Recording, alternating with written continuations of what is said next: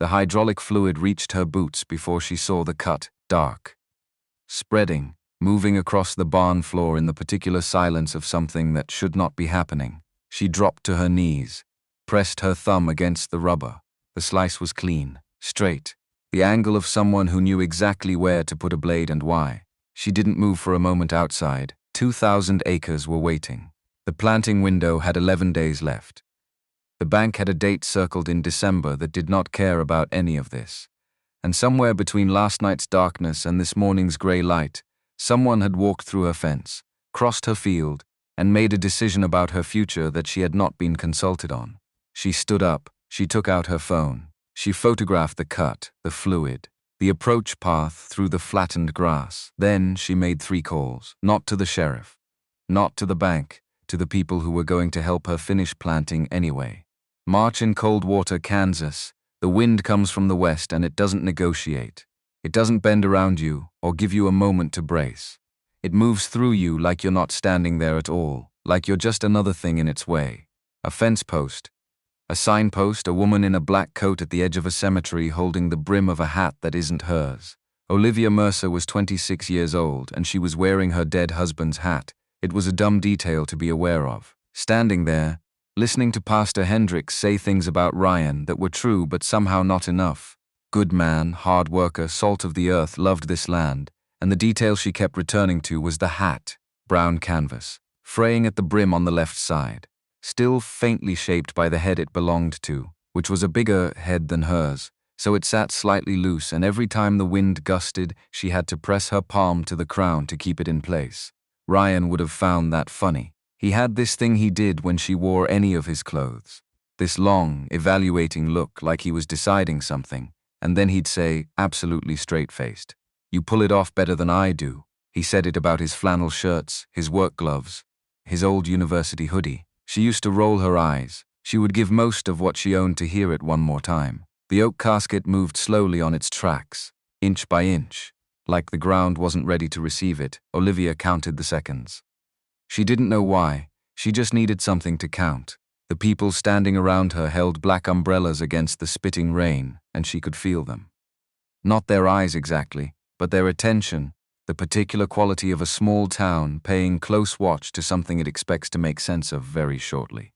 Coldwater was population 4,312. In a town this size, a widow at 26 wasn't a person, she was a question.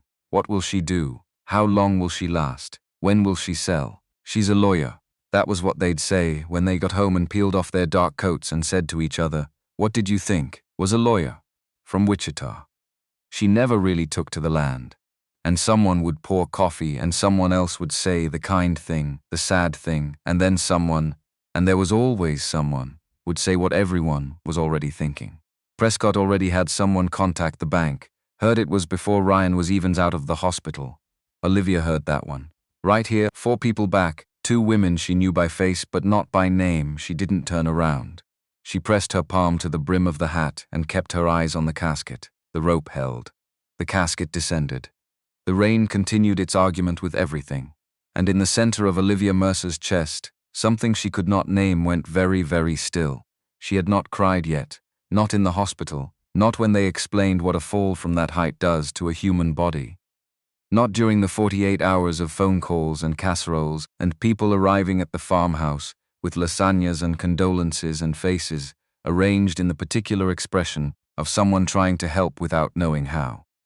Not during the planning of a funeral. She had never imagined planning for another 30 or 40 years at minimum. People kept expecting her to cry, and she kept not doing it, and she could tell it made them slightly uncomfortable, like she was grieving wrong, like there was a rubric she hadn't been given. Grief didn't come out that way for her. It sat.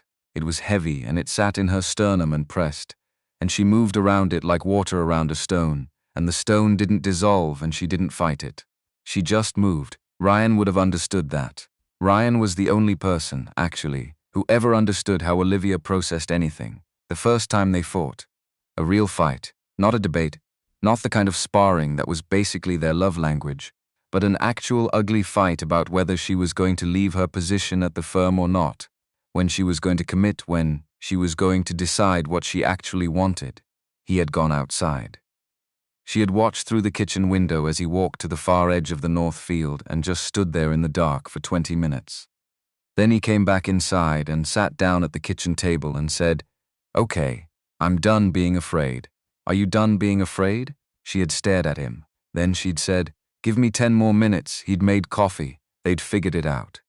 Ryan Mercer had been dead for 9 days, and Olivia had not yet cried, and the stone in her chest got heavier every morning, and she was starting to understand that it was not going to get lighter anytime soon, and that the only thing to do with a stone that heavy was to keep moving. She kept moving. Olivia had not been born for farming, and she had never pretended otherwise. She'd grown up in Wichita, Kansas. Her father a circuit court judge, her mother a piano teacher, their house full of books and arguments, and the particular domestic climate of two people who were interested in ideas and expected their children to be also. She'd been good at school in the way that came from genuine curiosity rather than performance. Law had made sense to her because law was organized argument, and organized argument was what she did naturally, what she'd done at the dinner table since she was 9 years old. She'd gone to KU for undergrad, then straight into the law program. Agricultural law, specifically, because it was the discipline with the largest gap between need and expertise. Whole regions of the country where the people doing the most economically consequential work had the least access to competent legal representation. She'd clerked for a federal judge in Topeka for 2 years, then gone to Heartland in Wichita, which was the best agricultural law practice in the state and possibly the region, and she'd been there 3 years when she met Ryan at a conference in Dodge City. He was the only person in the room wearing work boots instead of dress shoes. He stood up and told a senior attorney, in clear and specific terms, that the contract being presented had 3 enforceable defects. He was right about all 3. She'd checked while he was still talking. They'd argued until 10 that night over drinks in a bar neither of them had planned to stay in. They'd seen each other the following weekend. 6 months after that, she'd driven out to the Mercer farm for the first time, and Ryan had taken her through the fields at dusk, explaining the soil survey, explaining the drainage patterns, explaining why this specific combination of elevation and composition and aspect was what his grandfather had understood, and what his father had tended, and what he intended to expand. She'd listened the way she listened to expert testimony, not passively, but with the active attention of someone building a framework from what they were hearing, organizing it into something they could use. 2 years after that, she left Hartley and Webb. She moved to Coldwater. She became the person who ran the books for the Mercer operation, who handled the contracts and the insurance filings and the FSA documentation, who learned to read soil survey reports and commodity futures and the specific vocabulary of a business that was older than any of the legal frameworks that surrounded it. She had never been behind the wheel of a planter. She had never run a harvest. Those were Ryan's domains, and she'd been learning them incrementally, as a person learns anything they're adjacent to for long enough, by proximity, by asking, by watching someone who was good at a thing do it until you understand the structure underneath. She hadn't learned enough yet. She'd known that going in. She'd thought she had more time. The farmhouse in the week after the funeral was too quiet in a way she hadn't anticipated. She'd been alone in it before. Ryan worked long hours, and there were plenty of evenings she'd spent by herself with a case file and a glass of wine. But this was different. This was the house knowing. The coffee maker had a timer, and it still made coffee at 5:45 in the morning because Ryan had set it, and she hadn't changed it. She woke up to the smell of coffee that wasn't for her. She poured it out and made another pot and stood at the kitchen window, looking at the fields in the gray early light and thought, okay, what do I actually know? She knew the financial structure of the operation. She knew the contracts. She knew the insurance schedules and the loan terms and the commodity market dynamics. She knew the soil surveys and the yield history and the rotation logic. She knew the equipment by name, by documentation, by owner's manual. She had actually read the owner's manual for the John Deere they used, which Ryan had found deeply funny, but which meant she understood in principle how its GPS system worked and what its hydraulic system was designed to do. What she didn't know was the physical reality of executing a crop, the feel of it, the specific judgment calls that came from years in a cab, from the muscle memory of watching a planter run and knowing by sound and vibration whether something was off.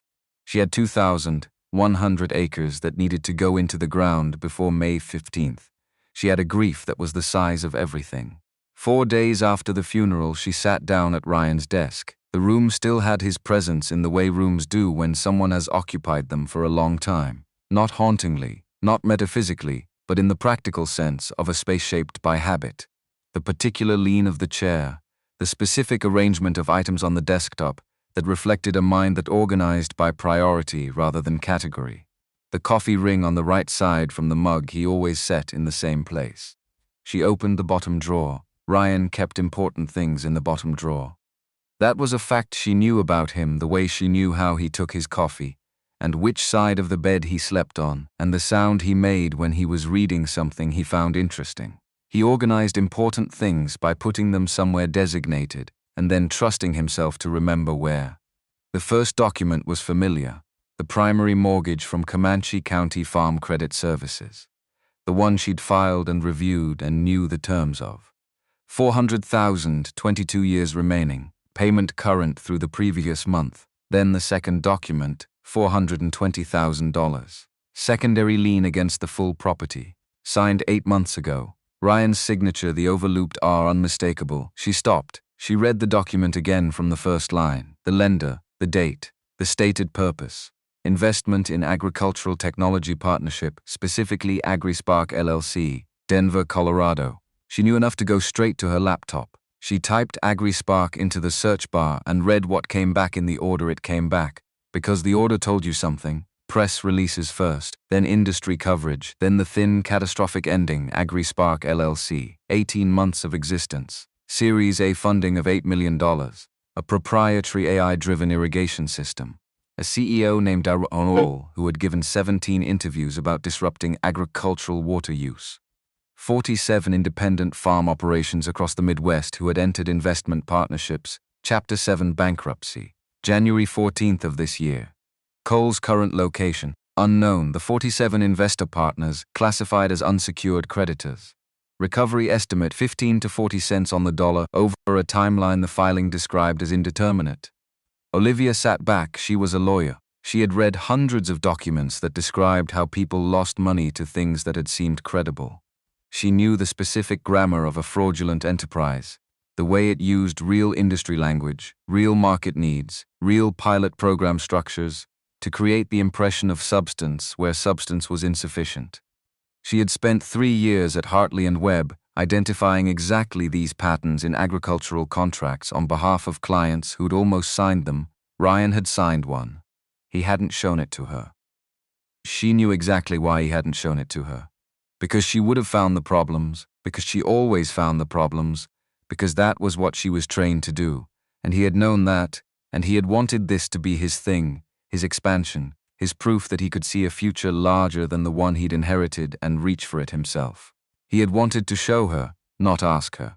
He had wanted to stand in the kitchen one day with the system installed and the yields coming in and say, "I did this. Look what I built for us." That was the Ryan she'd married. The man who prepared meticulously and then jumped before she could talk him out of the jump.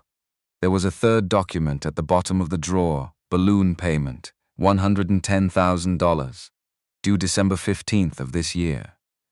If not satisfied, foreclosure proceedings on all 2,100 acres of the Mercer property would commence. She put the documents in a row on the desk. She looked at them for a moment, then she opened her laptop and built a spreadsheet. The operation's historical yield data from Ryan's records, current commodity futures, estimated input costs, machinery operating expenses, the planting window, the harvest window, the gap between what the farm could produce and what she needed it to produce. The gap was closable. Barely. Under conditions that didn't allow for significant deviation. She was going to need help she hadn't asked for yet. She was going to need to ask for it without knowing whether it would come. She closed the spreadsheet.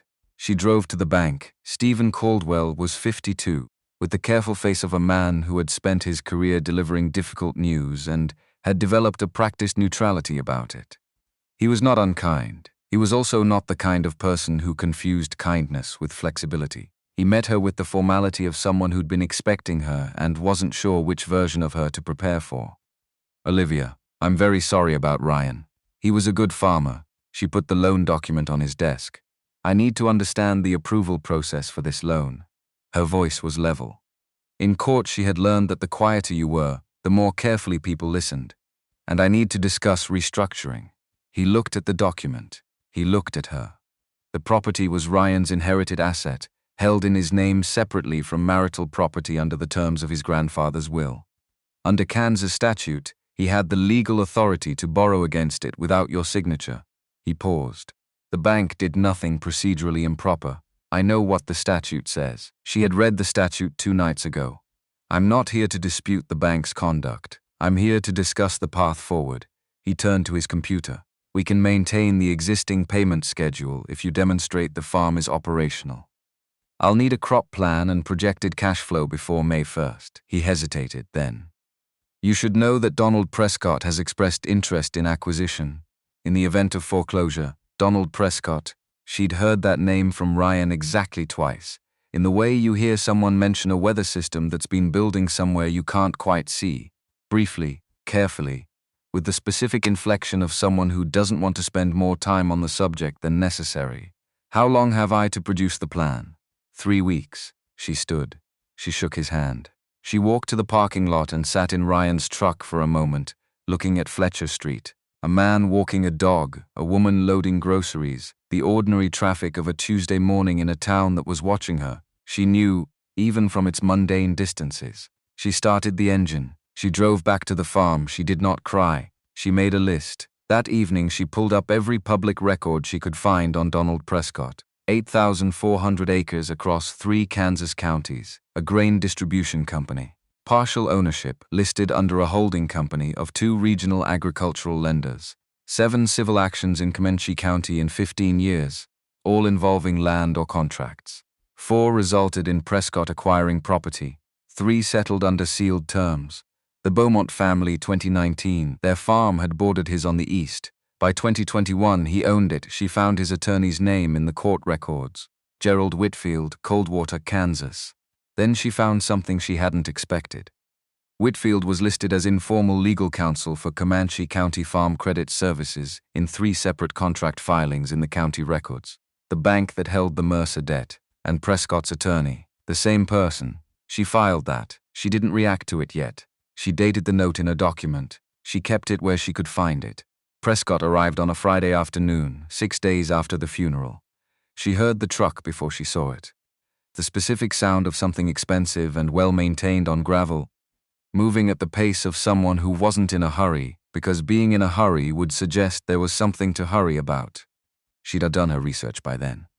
She knew what he looked like, what he owned, what he'd done to the Beaumonts, and the precise legal architecture through which he'd done it.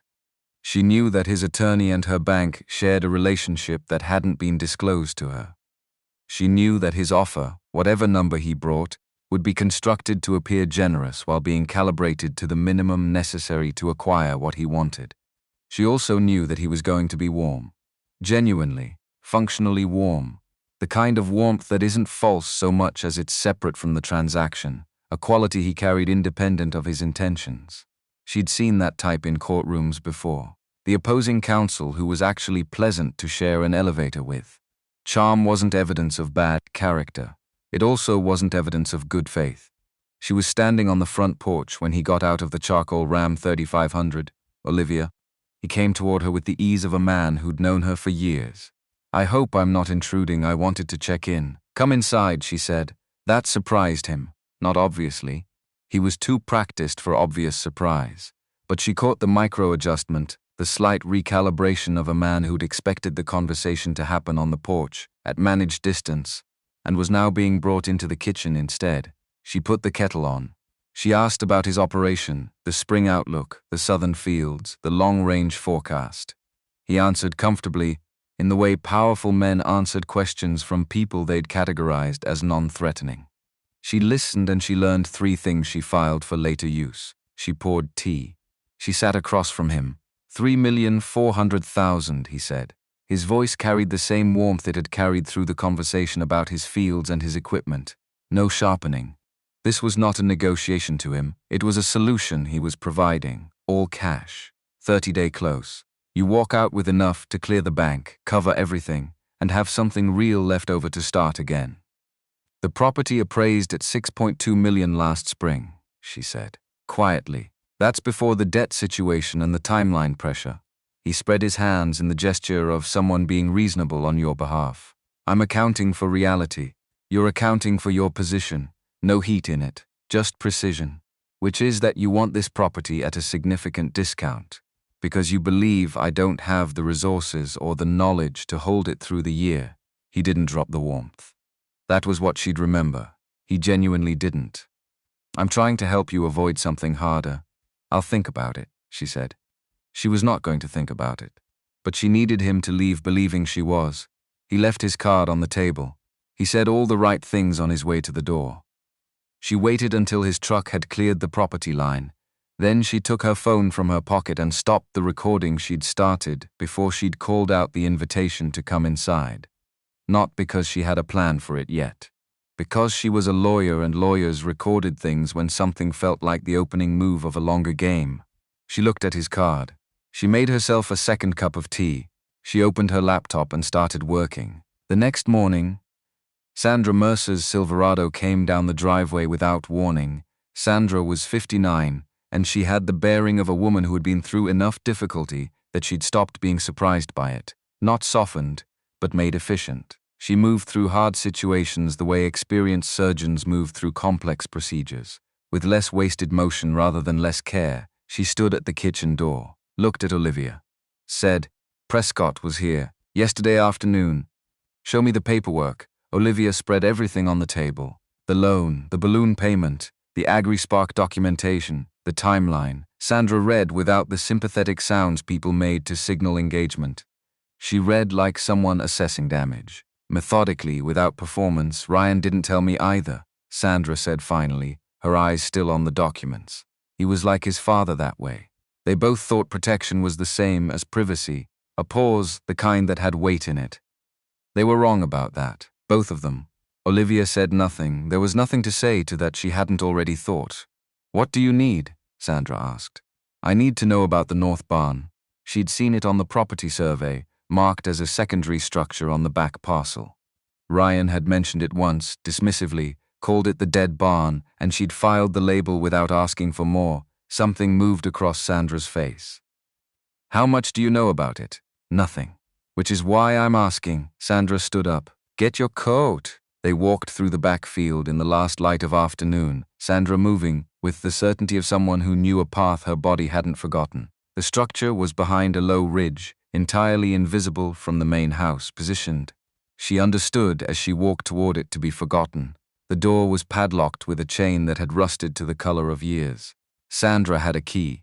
She had driven 90 miles from Liberal with a key to a barn she hadn't entered in over a decade, and Olivia decided not to ask about that yet. The smell when the door opened was oil and dust and cedar, the dry sweet smell of a space that had been keeping a secret at low temperature. One bare bulb flickered when she found the switch and then held, a John Deere 8360R, older than the primary tractor, its body carrying the curves of an earlier design language, but solid in the specific way of things made to last rather than to impress. Beside it, a Kinsey 3500 planter, partially disassembled, its row units laid out in a sequence that looked like someone had stopped mid-sentence. At the back, a Case IH axial flow 8230 combine under canvas, the fabric stiff with time. And on the east wall on a wooden shelving unit, 16 sealed blue plastic bins. Olivia crossed to them, opened one, a clean dry smell soybean seed, Asgrow A6X6. Expiration stamped on the inside label. December of this year, Ryan's father bought them, Sandra said from the doorway. He was going to trial a rotation on the south parcels. Then he got sick. Ryan didn't know because by the time his father was in decline, they'd stopped talking about the operation. A pause. The machines are his father's. Ryan thought the barn was empty. Olivia was already calculating. 16 bins at standard commercial fill, seeded at the appropriate rate for this soil type and region, approximately 460 to 480 acres. The south parcels, the wet clay ground. Soybeans went into that type of soil better than corn in a wet spring. The planting window extended further into May. There's someone who knows these machines, Sandra said. George Ackerman. He serviced everything on this farm for 20 years. His name is on every maintenance invoice from 1998 to 2018. Then nothing. Olivia had pulled the records the previous week, inventorying everything she'd need to understand. What happened? A debt Ryan's father owed that was never paid. Ryan didn't want to revisit it after his father died. George didn't push. It became one of those things that stays broken because mending it requires someone to say something no one wants to say. Sandra's voice carried no judgment in either direction. He won't come for the farm. He might come if I call. Olivia looked at the machines in the dim light. The tractor that might still run. The planter stopped mid-repair. The combine under its canvas. The seed that had one more season in it. Call him, she said. That night, after Sandra had driven back toward Liberal and the farmhouse had returned to its particular quiet, Olivia was at Ryan's desk when headlights moved along the east fence line, not a vehicle on the road. A flashlight, moving systematically along the wire from inside the property. She put on Ryan's canvas jacket and went out. The man with the flashlight was somewhere in his late 40s, solidly built, moving along the fence with the focused attention of someone conducting an inventory. He didn't startle when she came up behind him, Brian Sutter. He turned with the composure of someone who wasn't surprised to be found. Checking the south line, he said. Ryan and I had an arrangement. When one of us couldn't get to something, the other covered. He never mentioned it, probably didn't think to. It's just what you do. He looked out at the field, the flashlight in his hand, unheld like a tool rather than a prop.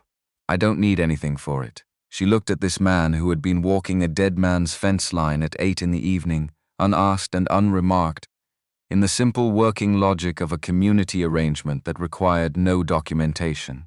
There's a hydraulic line on the north barn tractor I'm going to need replaced, she said, and a wiring harness on the planter that's been rodent-chewed. And about 40 other things I haven't found yet. He didn't answer immediately. I've got a Kinsey 3600, different generation but the connectors are close. I've got a spare harness I bought last year and never needed. What do you want for it? Ryan lent me his irrigation pump in August.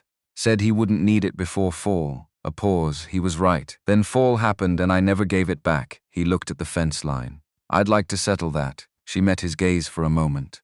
I'll call you when I know what else I need. He nodded. She nodded. They walked back to their respective sides of the dock without further ceremony. George Ackerman arrived 2 days later. The white van, once white, now the color of a thing that had been outside in Kansas for 20 years, parked with precision. He got out without looking at the house and walked directly to the north barn, because he already knew where it was, 65 years old. Lean in the way that came from decades of physical work rather than any intention about it. Glasses on a chain. A tool bag repaired in at least 4 places.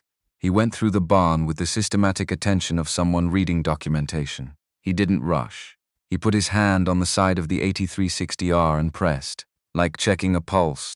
2 hours of silence interrupted only by the sounds of a man working through a machine's history with his hands. Hydraulic pump is shot. Battery's been dead long enough the cells are damaged. Replace it, don't charge it. Fuel system has deposits from sitting. I'll flush it. He moved to the planter. Read the partial disassembly with the expression of a man completing someone else's sentence. Whoever started this knew what they were doing. They just didn't finish, Ryan's father, Sandra said. She'd waited near the door. A small change in George's face. Not sentiment, recognition, and something underneath it that was too specific to be generalized. He always knew what he was doing. He just ran out of time. There was a history in that sentence she didn't have access to. She filed it. How long to get the tractor running, she asked. Depends on parts. 48 hours if you pay overnight shipping. If I offer you $30 an hour and 4% of the net crop this year, do you work? He looked at her for a moment. A real look. Not hostile, not warm, the kind that was actually evaluating what was in front of it. I don't eat before 7 and I don't work past dark, he said. He turned back to the tractor. Get me the parts list. I'll tell you the order. That was agreement. She recognized it. She pulled out her phone. She started a new list. The work that followed was unglamorous in all the ways that mattered. The parts arrived in 2 batches, overnight shipping on the hydraulic pump and battery, standard delivery on the secondary components, and George worked through them in the sequence he'd specified, which turned out to be exactly the right sequence when you understood why. Each repair opened access to the next problem, and the problems were nested in a logic that only became visible as you moved through them. The planter's complication emerged on a Wednesday afternoon. George stood up from under it with the expression of a coming weather system. The replacement row units won't communicate with the old control module. You need an adapter harness or a new controller. The module is 1,200 and ships in 5 days. The harness I can fabricate in 3 hours with the right connectors. Fabricate it. He looked at her over his glasses. I made a replacement hydraulic fitting for a 1987 case out of hardware store copper pipe in 2009. It lasted 11 years. Then I know you can make a harness. She was already cancelling the module order. Brian Sutter's wiring harness arrived 2 days later. He'd brought it himself and left it inside the barn door with a note. Connector end on the left is for the Kinsey, right end is standard. If you need someone who's done this before, I'm available Saturday mornings. She pinned the note to the barn wall. Saturday morning, Brian was in the barn. He and George communicated in the shorthand of men who understood the same machines. One would adjust, the other would observe, there would be a nod or a shift of approach, and the exchange was complete. Olivia watched for 20 minutes and then went to the house to work on the crop plan she owed Caldwell by May 1st. The crop plan was not the hard part. She'd been building it in her head for 3 weeks. 2,100 acres. The ground temperature logs from the County Agricultural Extension database. The soil type mapping. Ryan's 4 years of yield data by field block, annotated in the specific way of someone who expected to use the information again. She'd ordered Pioneer P1197 AM through the co-op before she'd met with Caldwell, using the last of the operating account, knowing the seeds had to be secured before anything else, knowing that without seeds the rest of the plan was theoretical. She turned in the plan 3 days early. Caldwell's assistant confirmed receipt. Caldwell did not call personally. Prescott's truck idled at the end of the highway at least twice a week. She knew when it was there because the county road had an elevation change at the western property line, and the chrome grille of a Ram 3500 caught afternoon light in a specific way. She waved once, just to see what happened. The truck moved off immediately. She noted that and kept working. At night, after the machinery work and the crop plan revisions and the FSA documentation and the insurance adjustments, she worked the other case, the AgriSpark bankruptcy. She read it the way she'd read every document she'd ever argued from. Not for the obvious information, but for the edges, the structural details that looked like boilerplate until you pulled the thread.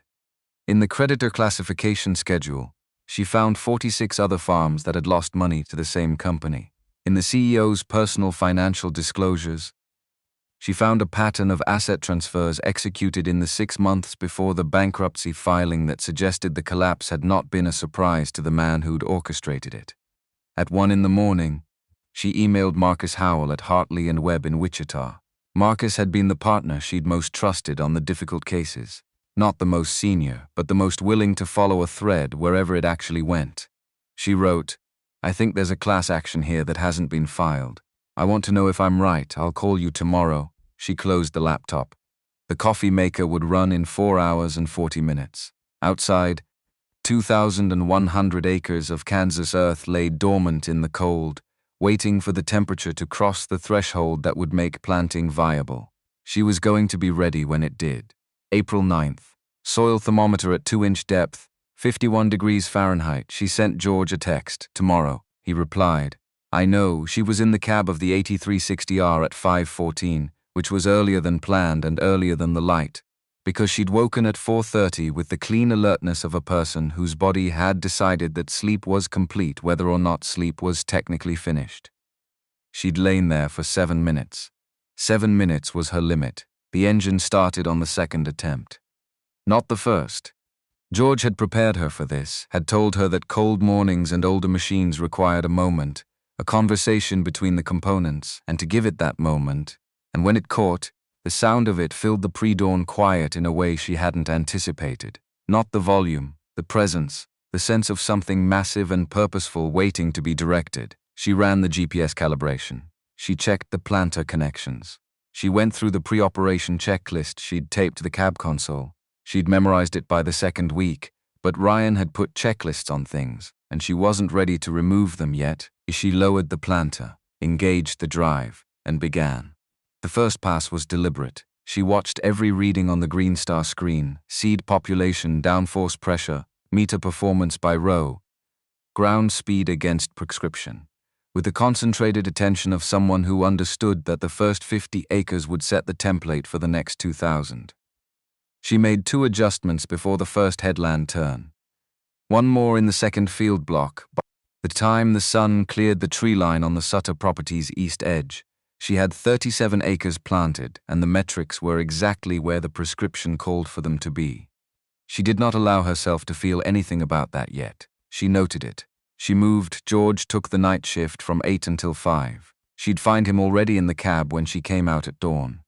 The logbook on the passenger seat, the fuel topped from the transfer tank he'd rigged on the equipment trailer, because stopping for fuel was time they didn't have. His logs were precise and unexpressive. Field numbers, seed populations, meter flags, RPM variances, weather at shift start and shift end, no commentary, just record. She read his logs the way she'd read case files, looking for what wasn't said as much as what was. Brian Sutter appeared on the 3rd morning with his grain cart, hitched to his own tractor, positioned at the field edge, ready to receive the planters' hoppers during refill stops.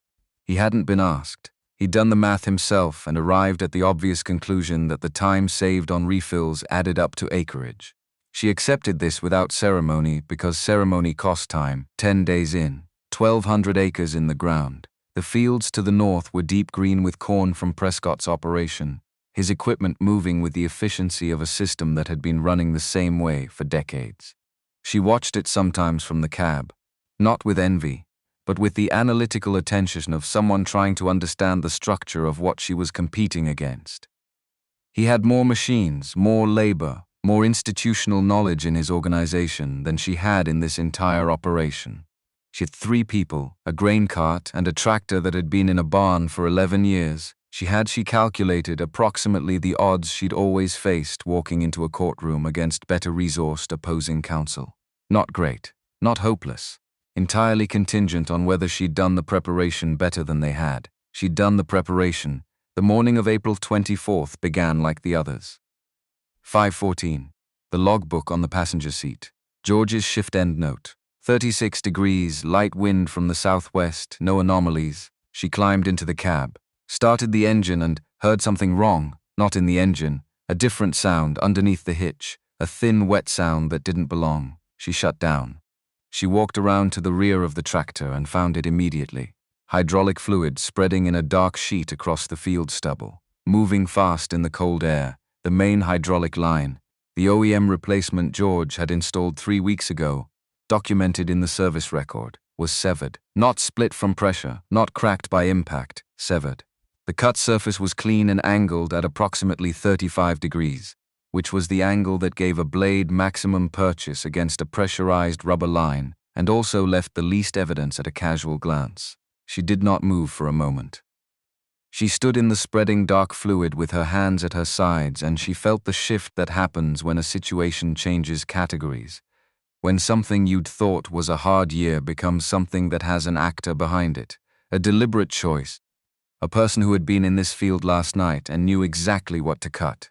She took her phone out. She photographed the line, the equipment position, the approach path through the stubble from the western fence. At the 3rd post from the north corner, the wire loop sat at an angle that said someone had used it as a step. She photographed that. She collected a thread of dark synthetic fabric that the wire had caught and held, put it in a zipper bag she'd started keeping in the truck's door pocket because she'd thought weeks ago someone might try something and she'd wanted to be ready to document it. She called George at 5:51. Someone cut the hydraulic line. New line, not the old ones. Clean cut. Blade, a pause. I can have a line by noon, she called Brian. The grain cart's tractor could cover some field work while the 8360R was down. 4 hours lost instead of a full day if they moved correctly. She called the county sheriff's office at 6:15. She spoke to a deputy who took the report with the patient thoroughness of someone who didn't expect it to go anywhere. She told him that directly. She expected this information to be relevant in a civil context regardless of criminal outcome. She gave him the photographs and the fabric sample documentation. The repair was complete by 12:30. Brian had helped George, which cut the time by an hour. She installed 3 trail cameras on the barn and the western fence line that same afternoon. Hardware she'd already purchased weeks earlier, because preparing for a contingency and experiencing it are different timescales, and she'd been operating in the second timescale since March. That evening she called Marcus Howell. Not about Prescott, about AgriSpark.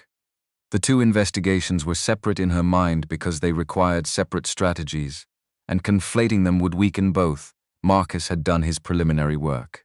There are 47 farms withstanding, he said, with the specific energy of a lawyer who'd found a viable case. The CEO's personal liability is strong because the pilot program data was falsified. The product didn't perform what the sales documentation said it would. That's fraud, not just mismanagement. I want to be listed as a plaintiff and as a contributing attorney on the legal team. You're still licensed. It wasn't a question. I keep it current. She hadn't practiced since Coldwater. She'd kept the license because she wasn't the kind of person who let something valuable lapse. I'm not looking to bill hours. I want discovery access. I want to know what Cole knew and when. She wasn't going to see money from that case this year. Class actions moved at the speed of institutions. But 40% of $420,000 was $168,000, and $168,000 was the difference between one hard year survived and a farm with actual capital going into the next season. One problem at a time. December 15th first, she went to bed. She got up at 4:30. She went back to work by the last week of April. 1,680 acres of corn were in the ground. She let herself look at that number once. Then she moved on to the remaining 420, the south parcels, heavier clay. More complex drainage, always planted last because they took longer to warm. She had a weather window opening May 1st, and she intended to use every hour of it. Pamela Holt appeared at the farm on April 28th, red hair under a ball cap. A Honda Civic with a dented rear quarter, the manner of someone who'd gotten comfortable being underestimated by deciding that was everyone else's limitation rather than hers. She didn't pretend she was there for anything other than what she was there for. I know you don't have time for this, she said. I'm not asking for an interview. I'm asking for 5 minutes to tell you something you might want to know. Olivia had exactly 5 minutes before a call with the pioneer agronomist. She gave them. Prescott had been speaking to the county commission, framing it as civic concern, a distressed farm operation, uncertain ownership, instability in the local land market. He was building a the kind of record that, if it became relevant in a foreclosure proceeding, would suggest the situation had already been assessed as unstable by local governance. Why are you telling me this? Pamela met her eyes directly. Because in 2019 I was in this county when the Beaumont family lost their farm, and I wrote a story about drought conditions that was technically accurate and completely incomplete. A pause that held genuine weight. I'm not going to do that again, Olivia said. My story doesn't have an ending yet, I know. Pamela didn't move. I can wait. She gave Pamela her number. Not as trust. Trust was built through time and consistent action, not granted, but as information management. If Pamela was going to write about this farm regardless of what Olivia said, she'd rather be a source than a subject. The agronomist call was 4 minutes late. She apologized, got her answer about row population density on the clay-heavy south parcels, thanked him, and went back to the fields. May 18th arrived the way catastrophes arrived on the plains, not with theatrical announcement, but with the quiet certainty of physics proceeding according to its own rules, regardless of what anyone had planned. The forecast had said 36 degrees overnight, possible light frost. The word possible was doing a great deal of work in that sentence. The actual low was 28 degrees Fahrenheit. It held there for 4 hours. When the sun came up, Olivia was already in the south field. She'd been awake since 1 in the morning when the temperature drop on her phone's weather station had gone past the threshold and kept going. And she'd stood at the kitchen window, watching the outdoor thermometer and understanding, in the specific way you understand things, when you've spent weeks learning to read what a field is telling you, what she was going to find when the light came. She walked the rows for 2 hours, methodically, starting at the north edge of the south parcels and working south, pulling leaves to check the tissue, scratching stalks to see what was underneath. The south parcels had been the last to go in, which meant the corn was the youngest. V2 stage, the growing point still below the soil surface, which was the one thing working in her favor. Frost damage in early vegetative stages was survivable if the growing point held. George arrived at 7:30. He walked a row beside her in silence for 100 yards, doing his own assessment with the nail of his right index finger against the stalk base. 500 acres, he said. Give or take. She stood at the end of the row. The morning was fully light now, one of those Kansas spring mornings that was a genuine gift in any other context. Blue sky, clean air, the kind of day that normally meant work well done. The north fields, visible from here, were green and growing and unaffected. The south fields looked the way they looked. Damaged, she did the arithmetic without speaking. 1,420 acres of viable corn at projected 210 bushels per acre, at current futures, minus drying and transport. She'd done this calculation enough times that she carried it in her head like a running balance. The number she got was close to what she needed. Close was not the same as there. Stephen Caldwell called that afternoon, he'd heard, in Coldwater. Everyone heard. I'm not pressuring you, he said, but I need to be transparent. Prescott's offer is still on the table and my obligation is to inform you of all options. I understand that, she said. I'll be in touch within 48 hours, she ended the call. She sat on the edge of the south field with her hands in the dirt, not dramatically, just because she needed to feel what was underneath her and whether it was still what she'd been working with. The soil was cold and dense and real. Then she called Sandra, the south parcels. Her voice was level. Factual. 500 acres of corn loss. I need to know the actual outer limit on the soybean planting window for this region with the GADE 466. Sandra didn't pause. What's the soil temperature? 53 in the top 2 inches. Drops to 50 overnight, recovering to 55 by next week. Late May planting is standard practice for double crop soybeans here. AGF 6X6 is a Group IV maturity, 100-day crop. In the ground by May 30th, you're looking at mid-September harvest. A brief pause. The south parcels have clay-heavy soil, I know. Soybeans handle clay better than corn after a wet spring. The root structure, the water use pattern, something shifted in Sandra's voice. The specific quality of a memory surfacing. That's exactly why Ryan's father bought that variety. He'd been thinking about rotating those parcels for 2 years. Olivia looked at her spreadsheet. She reworked the numbers. 460 acres of soybeans at a conservative 52 bushels per acre. Below county average for this soil type, building no optimism into the model. Current November soybean futures. The protein premium that the AG 46X6 typically commanded from specialty buyers. The number she arrived at was not comfortable. It was real. Real was what she needed. I need to swap the planter meters, she said. Corn meters to soybean meters. George knows the settings. He ran this planter on those south parcels in 2014 and 2015. He calibrated for the clay then, she called George. I need to swap the meters. Soybean configuration. How long? 2 hours. Bring the planter to the barn. She brought the planter to the barn. The swap took 2.5 hours because George found a cracked seed disc in the soybean meter assembly during the process. Cracked before they'd pulled these meters from storage, which meant it had been there for years, which meant it would have caused skip planting across every row if they'd run it as found. He fabricated a replacement from a spare in his parts inventory and pressed it in and calibrated it without comment beyond. Check your equipment before you need it, not when you're already in the field. Brian Sutter appeared at noon with the AG 46X6 seed loaded on the grain cart, which she hadn't asked him to do. He'd moved it from the north barn because he'd done the same math she'd done and reached the same conclusion by a different route. She looked at him. You knew, I figured. He unhitched the cart at the south field edge. My grandfather replanted flood-lost beans in June once. Different decade, different situation, same logic. It's not always the plan you made that saves you. Sometimes it's the plan you made without knowing you were making it. That sentence stayed with her. The next 4 days were the hardest work she had done since moving to Coldwater. The frost damage had crusted the soil surface, and the failed corn residue had to be incorporated before soybean roots could establish properly. She ran the disc ripper while George prepared the planter. Brian brought his smaller tractor to run the narrow headlands where the 8360R couldn't turn efficiently. No one slept more than 4 hours on any of the 4 nights. Not heroism. Arithmetic. There was a window. The window required the work to happen. The work required everyone present and functional. On the second night, Running the tractor at 9:30 with the LED work lights making hard edges against the dark, she thought about Ryan. About something he'd said in their first year, when she was learning what farming actually was underneath the abstracted version she'd studied.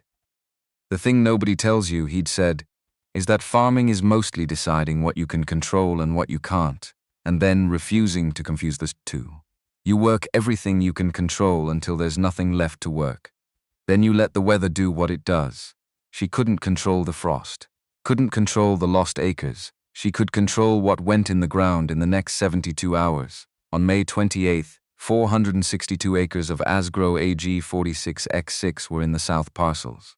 She stood at the field edge in the late afternoon light, not performing anything for anyone, just standing in the specific feeling that came when you'd used every available resource and applied every relevant skill, and the outcome was now in the hands of variables you couldn't manage. It was not so different, actually, from the feeling of having filed a brief and waiting for the court. You did the work or you didn't. The work was done, the stone in her chest was still there. It would always be there. She was beginning to understand it wasn't going to resolve into something lighter, it was going to need to in quality over time, the way a landscape changes with seasons rather than disappearing. She carried it, she kept working. The legal threat arrived by certified mail on July 9th. She recognized Whitfield's office from the return address before she opened it. She opened the envelope at the kitchen counter with the same attention she'd have given any document she'd been expecting. The notice challenged the validity of the 2002 codicil to Robert Mercer's 1987 will, through which Ryan had inherited the property. Whitfield's argument was detailed, a procedural question about the attestation of the codicil, specifically whether the witnesses had signed in the physical presence of the testator as required by Kansas statute at that time. The argument was not frivolous. Without the counter-evidence, it could spend 18 months in probate court. And if it went to probate, the title would be clouded. And if the title was clouded, the bank would have cause to call the entire debt immediately. Before December, before harvest, before anything, she read the notice 3 times. Then she went to the filing cabinet in Ryan's office, the bottom drawer behind the property deeds. The folder labeled Estate. Probat 2018. She opened it. She'd read every document in this filing cabinet in March, because that was what you did when you'd inherited a situation you needed to understand. She'd read the 2002 codicil then, and noted it had been filed with the Comanche County District Court in August of 2002, filed and recorded and accepted without objection, 22 years ago. In the public record, a court record that Whitfield would have to argue against rather than simply assert, she found the court recording stamp on page 4. Docket number, date, clerk's initials. She photographed it. She emailed Marcus Howell. This is the codicil they're challenging. Filed with the court in 2002 and accepted without objection at the time. What do I need to file to make this stop? Marcus called back in 40 minutes. A motion to dismiss with certified copies of the recording. Whitfield knows this was filed. He's either hoping you don't or he's hoping it takes long enough that it doesn't matter. Or both, he agreed. Do you want to handle it yourself? You file, I'll draft. Your name on it. She wanted the bank to see a Wichita attorney responding, not the widow farmer who still had a license. The optics were just tool like any other, and she'd learned years ago not to leave tools unused. She drafted the motion that evening, 9 pages. Every sentence load-bearing, no word doing anything except exactly what it needed to do. Marcus filed it July 17th. Whitfield's office withdrew the challenge on July 30th. No counterfiling, no response. They simply withdrew. She heard about it in a voicemail from Marcus on a Tuesday morning, walking the cornrows on the morning field check. She listened to the message twice. Put the phone back in her pocket. Kept walking. The corn was extraordinary. She hadn't let herself think in those terms until now. Thinking in those terms while things could still go wrong was a form of waste she couldn't afford. But walking the rows in late July, the Pioneer P1197 AM standing dark green and robust against the Kansas heat, the ears forming well and the yield monitors she'd been calibrating against Ryan's historical data suggesting outcomes that exceeded his best season, she thought. He chose the right seed. Ryan had chosen the seed. She was running the farm. There was a collaboration happening across the impossible distance of his absence. and she stopped trying to account for it in any framework she'd previously used and simply walked the rows. The aphids she'd caught early because she walked every 3 days. Treated correctly because she'd called the agronomist the day she spotted the first colonies, before it had become anything. The soybeans in the south were a compact green carpet, slightly behind schedule but within tolerance. The clay soil had done what George said it would, held moisture through the dry stretch in a way the sandier north parcels hadn't. She sent George a text. "Southfield beans look good." He replied 40 minutes later, "Told you." She was almost smiling when Prescott's truck appeared at the south property line. She watched from the far end of the south field, farther away than his usual western observation point. He was looking at the beans, and she understood exactly what he was seeing. A second revenue stream he hadn't accounted for. A recalculated income projection that closed the gap to the December payment in a way his original assessment, that the lost corn acres would make the balloon impossible, had not predicted. He would adjust. She knew that about him by now. He was not a man who stayed with a failed strategy once the evidence changed. He would look at the beans, and he would look at the next available lever. And the next available lever was the one she'd been watching for since spring, the co-op. Coldwater Grain Cooperative was the logical, efficient, cost-effective sale channel. 15 miles from the farm, established relationship, Ryan's account in good standing, and Prescott was on the board, vice chair, officially. But anyone who'd spent 30 minutes in Coldwater knew who ran things on that board. The co-op manager, Dale Grover, had been in his position since 2021, the same year Prescott joined the board. She'd been holding this observation since April, waiting to understand the shape it was going to take. Now she could see it clearly. She needed 6 to 8 weeks before harvest to build a sale channel that didn't go through Coldwater. She needed one specific phone call to make that viable. She walked back to the house. She found Mark Mercer's number in her contacts. Ryan had kept it current through the years they weren't close, because Ryan had never entirely given up on the idea that the distance was temporary, and she called it. He answered on the second ring. She did not dress it up or soften the edges or present it as anything other than what it was. A business proposition with a time constraint and a family dimension he could factor in however he chose. Silence on the line. Then, "Send me the lab numbers, in 24 hours. If the quality's there, I can reach Cargill. Wichita office. I've worked with their regional procurement team for 4 years." A pause. "I'm not promising anything, I know." She kept her voice exactly where it needed to be. "I'm asking for an introduction." She spent the next 4 hours arranging an independent quality assessment from a certified third-party lab in Dodge City. Results within 36 hours. The cornstarch density came in at 72.4%. Standard was 68 to 70. Test weight, 58.3 pounds per bushel. She sent the numbers to Mark at 7 in the morning. He called at 10:38. "They want to talk. I'm sending you a contact. Kathy Brennan, Cargill Wichita Regional Procurement." She's already seen the report. Olivia looked out at the fields. 2,100 acres minus 500 that were gone, plus 460 that had come back as something different but real. Ryan's land, Ryan's seeds, Ryan's machines with George's hands on them, and Brian's grain cart in the fields, and Sandra's key to a barn full of things that turned out to matter. She wrote down Kathy Brennan's number. She looked at it for a moment. Then she picked up the phone. Kathy Brennan called on a Thursday morning in the first week of September, when the corn was beginning to drop its tassels and the fields had taken on the particular golden green quality of something approaching its natural conclusion.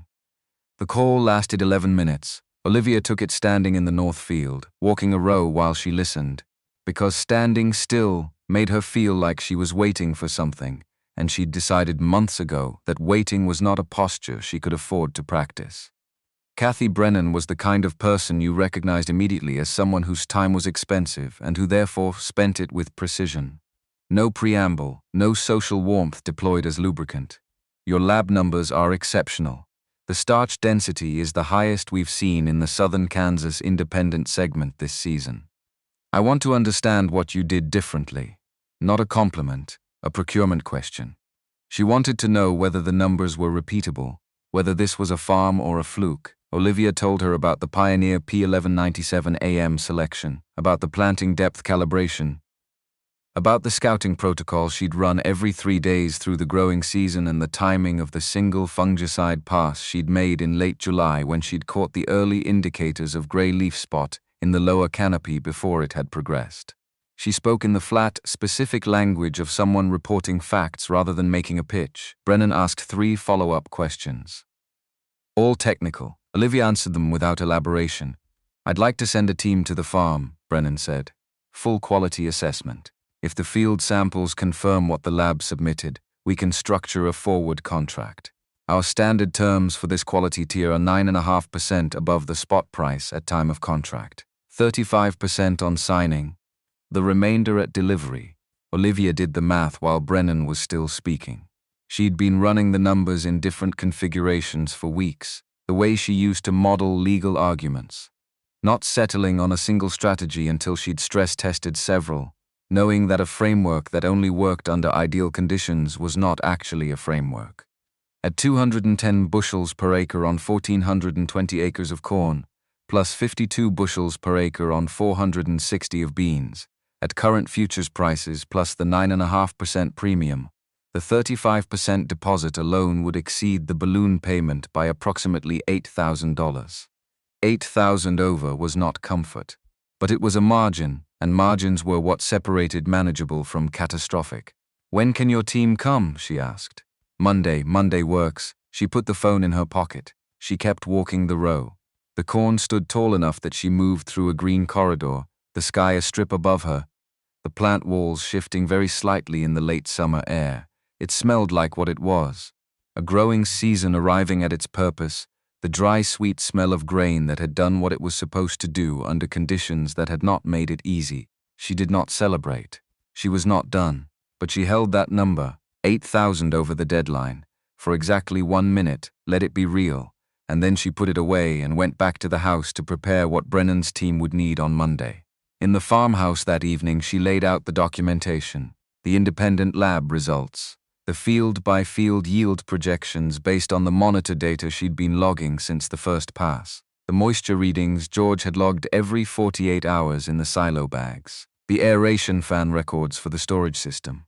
She organized it the way she'd organized exhibit packages at Heartland and Webb, not just complete, but sequenced so that someone reading through it arrived at the conclusions in the same order she had, which was the order that made the most sense. She went to bed before 10. She was asleep before she'd finished the thought she'd started.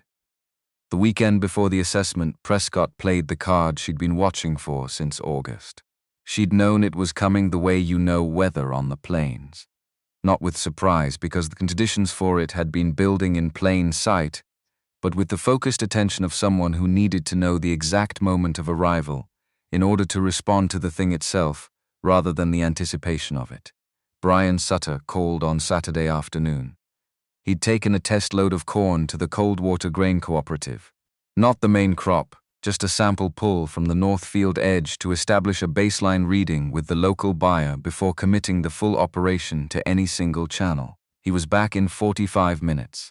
Truck still loaded, Dale Grover. His voice on the phone was very controlled, in the specific way that control is a deliberate choice rather than a natural condition.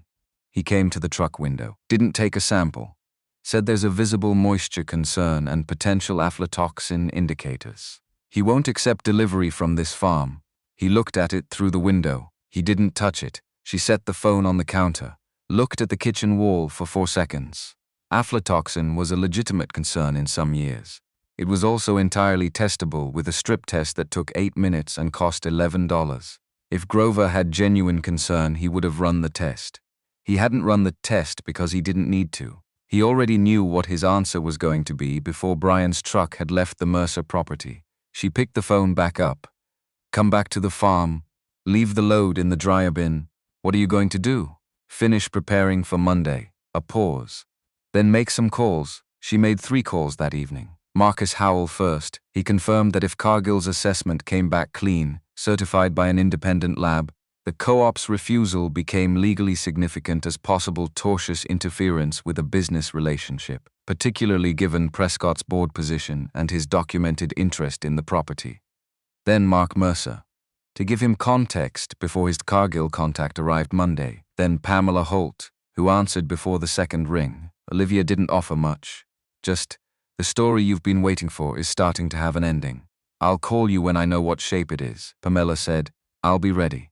Monday arrived the way important days arrived when you'd been working toward them long enough that the anticipation had worn smooth, not with fanfare, not with the nervous electricity of something new, but with the dense, specific weight of something that actually mattered. Kathy Brennan's team was 2 people. She'd come herself, plus a younger agronomist named Davis who carried the equipment and handled the physical sampling while Brennan observed and recorded. They arrived at 7:40, 10 minutes before Olivia had expected them, and she was already in the field when the car came up the driveway, because she'd been in the field since 6:15. She didn't perform anything, didn't arrange the morning differently than any other morning. She opened the first silo bag at the north field, explained the storage setup, the temperature monitoring, the aeration fans George had mounted, the moisture readings logged every 48 hours, and she let them work. Davis was methodical. He pulled samples from 6 positions within each silo bag, tested each immediately with a portable moisture meter, ran the strip tests on site, and packaged additional samples for certified lab confirmation. He did not engage in conversation while he worked. Brennan walked beside Olivia along the bag line and asked questions, and Olivia answered them and asked some in return about Cargill's procurement structure.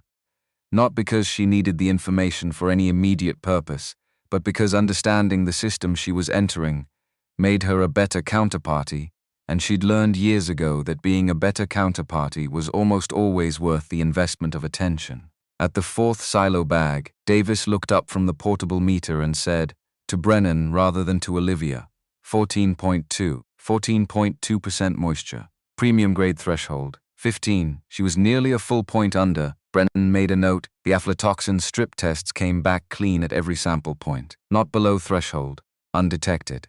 The corn had been grown, harvested, and stored correctly, and the numbers were saying so in the blunt, unambiguous language of measurement that had no opinion about who had grown it or what they'd been through to get it to this point. When they moved to the Southfield soybeans, Davis ran the portable protein analysis and said nothing until they were back at the car, and then he said, 36.8. Brennan looked at that number for a moment. The Cargill specialty soy channel threshold she'd looked up was 34%. The AG46X6, planted 6 weeks late into frost-damaged clay ground by a woman who had never grown soybeans before this year, was running nearly 3 points above it. They sat at the kitchen table for the signing. 41 pages in the standard Cargill format, which Olivia had already read in the version Mark had emailed 2 weeks earlier. She read the operative sections again before signing because she was a lawyer and reading contracts before signing them was not a habit. It was a reflex so deep it had become structural. She initialed 7 pages. She signed the last. Brennan countersigned, 35% of total contract value, to be wired within 48 hours of execution. Cargill's trucks would access the property from the East County Road. They would sample each silo bag as they loaded. George Ackerman would coordinate the loading operation. Brennan looked at her with the expression of someone making a final counterparty assessment. Not personal, not warm, genuinely evaluative. How long have you been farming? 7 months, Olivia said, a pause. Your quality management is better than operations we've worked with for 15 years, said, as a fact, not a compliment. The distinction mattered. I had good records to work from, Olivia said. That was true. Ryan's records. Ryan's seed choice. Ryan's annotated field notebooks that had shown her exactly what this land could do when someone paid it the right kind of attention. She had not done this alone. She had done it with everything he'd left behind, and with George's hands on the machines, and Brian's grain cart in the fields, and Sandra's key to a barn full of things that turned out to matter enormously, and Mark's phone call to a procurement manager in Wichita who had shown up on a Monday morning and confirmed what the summer had actually produced. She gathered the signed copies. She organized them into the folder she'd prepared for this. She showed Brennan's team out. Then she stood in the kitchen for a moment in the particular quiet that follows the resolution of something you've been working toward for a long time, and she let herself understand what had just happened. Not celebration, not relief, exactly. Something more like the feeling at the end of a trial when the verdict goes the right way. The specific exhaustion of sustained effort finally released, and the equally specific knowledge that the work of what comes next begins immediately. She called George. He was already coordinating with the first Cargill truck at the east gate. First 2 loads are clean on the spot test, he said, with the ambient sound of the loading operation behind him. Davis is on site spot-checking each bag as they go. Everything's matching Monday's numbers. Good. Tell Brian I need daily moisture checks on the south beans from here until harvest. I want the readings logged. He's already doing it. A pause that had something in it she'd never quite heard from George before. Not surprise, because George Ackerman didn't surprise easily, but something in the neighborhood of satisfaction. He was here at 6, she knew. Brian Sutter had been showing up without being asked since April. She'd long since stopped registering it as something to note separately and had simply reorganized her understanding of what the operation was. Not one person holding everything together against the odds, but a low-friction system of people who each understood what the work required and did it without requiring the work to be acknowledged as extraordinary. That was what farming actually was, she'd come to understand. Not the heroic individual against the elements. The community of people who showed up because showing up was what you did and the land was what required it. She called Pamela Holt at 8:30. I have a story for you now, she said. Pamela came that afternoon, and she did not lead with questions. She led with presence.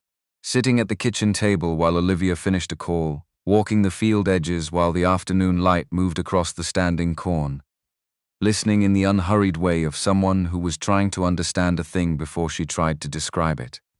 She was doing what good reporters did and what the bad ones couldn't.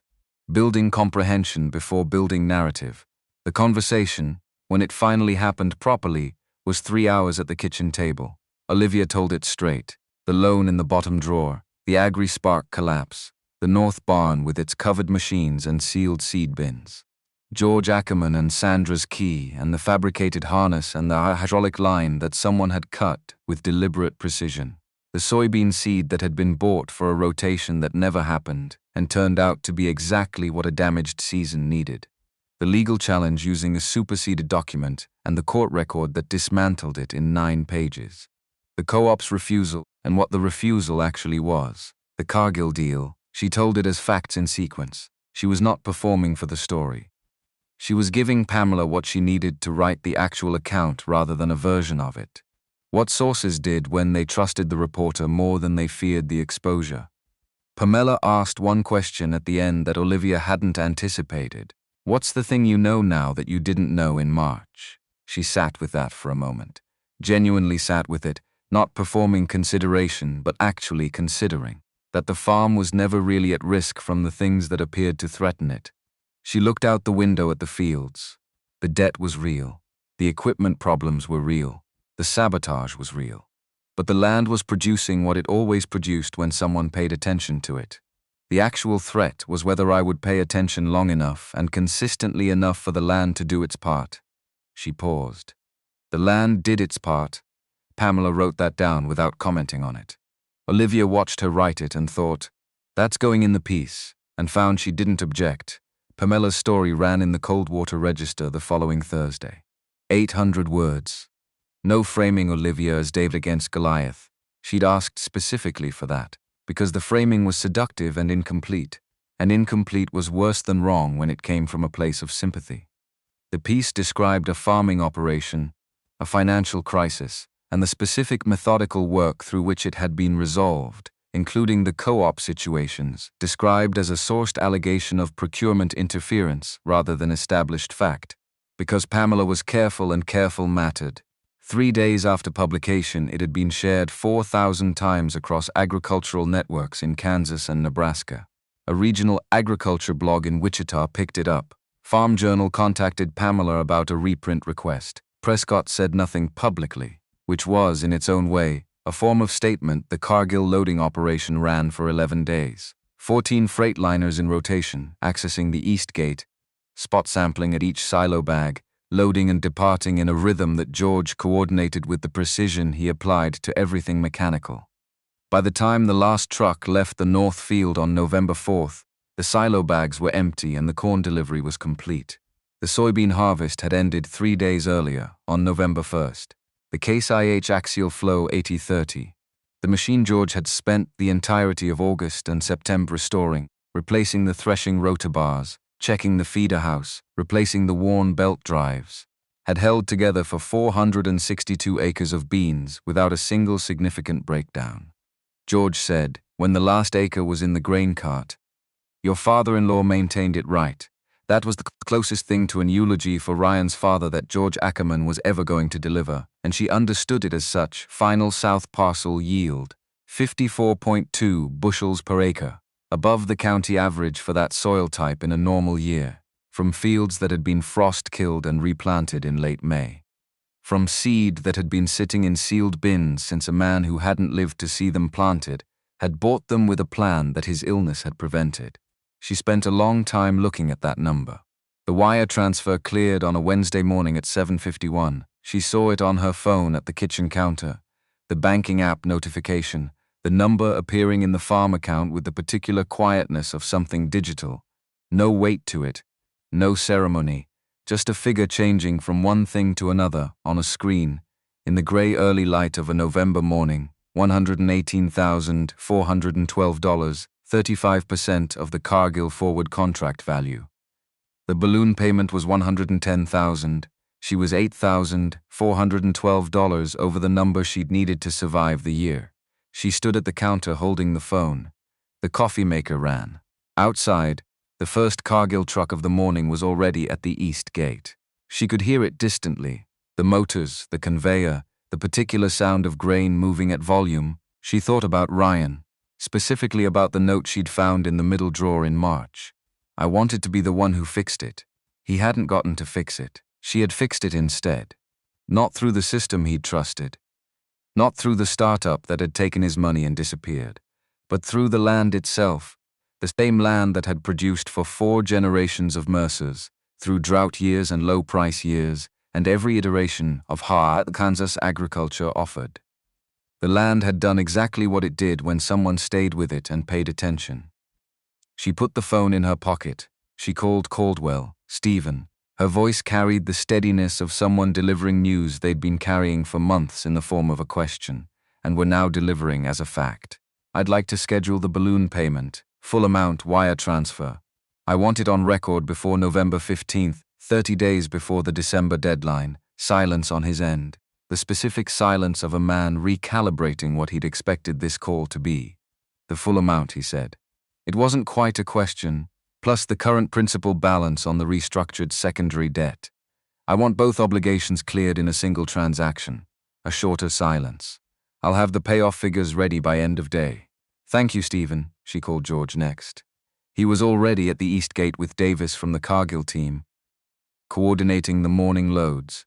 She could hear the operation behind him, the sounds of a harvest being completed, grain moving from the place where it had been grown to the place where it would become something else. "How are we on the loading pace?" Ahead, his voice was matter-of-fact. "Davis is running clean on every bag. Should be done by Friday." "Good." She paused. "Tell Brian I'm buying lunch on Friday, whatever he wants." A sound from George that was not quite a laugh, but was in the same general vicinity. "I'll tell him." She didn't tell George that the wire had cleared. She didn't need to. He'd know when she needed him to know, and right now what he needed to know was the loading pace. That was the appropriate exchange for the moment, and appropriateness was something George Ackerman understood in his bones. She spent the morning at Ryan's desk, doing what she'd done every morning since March, working through the list of what needed to happen, crossing off what was done, building the list of what came next. The list was different now. Not shorter. Exactly. The farm generated its own continuous list, an endless series of tasks that was the nature of maintaining something alive, but oriented differently. The list in March had been entirely about survival. The list in November was about something beyond it. She called Marcus Howell at 10. "The Agri-Spark case," she said. "Where are we?" "Discovery phase starts in January. The lead attorney in Denver has been good about keeping the plaintiff group informed." A pause. "Your documentation of Ryan's investment was actually the most complete we received from any plaintiff. Your background helped, I know." She looked at the window. The empty south field, bare now, stripped of its beans, the clay soil dark and damp. "What's the realistic timeline for settlement?" 2 to 3 years on the conservative end. The CEO's asset transfers are traceable, but untangling them takes time. Marcus paused again. 40% recovery on Ryan's amount would be $168,000. I know what the math is. She said it without sharpness. She'd done the calculation in March and every month since. I'll take whatever we can recover. That's not why I joined the case. I know it's not. His voice was warmer than the business tone they usually maintained. Ryan would have appreciated it, I think. That you went after them. She thought about that for a moment. He would have thought it was a waste of legal fees, she said. And then he would have said it was the right thing to do. Marcus laughed. She hadn't heard her own laugh in a long time. It surprised her. The 65% remaining Cargill payment arrived November 19th. When that cleared, she ran the final numbers for the year. After the balloon payment, after the secondary debt closure, after George's wages and the parts and the shipping and the third-party lab and every other line item the year had generated. $43,800 remaining in the farm account heading into winter. Not wealth. Not comfort in any substantial sense. But capital. Operating capital in the farm account going into a winter, for the first time in at least 4 years according to Ryan's records. The ability to plan from adequacy rather than from deficit. She closed the spreadsheet. She looked at the window for a moment. Then she opened a new document and started building next year's crop plan. The legal threat had arrived by certified mail on July 9th, and she'd handled it, and it was done. But the thread of it led somewhere she hadn't finished pulling. She waited until mid-November, when the Cargill loading was complete, and the harvest numbers were final, and she had the specific clear-headedness that came from having finished the most important work, before she sat down and wrote the document she'd been composing in pieces since March. Not a legal filing, a record.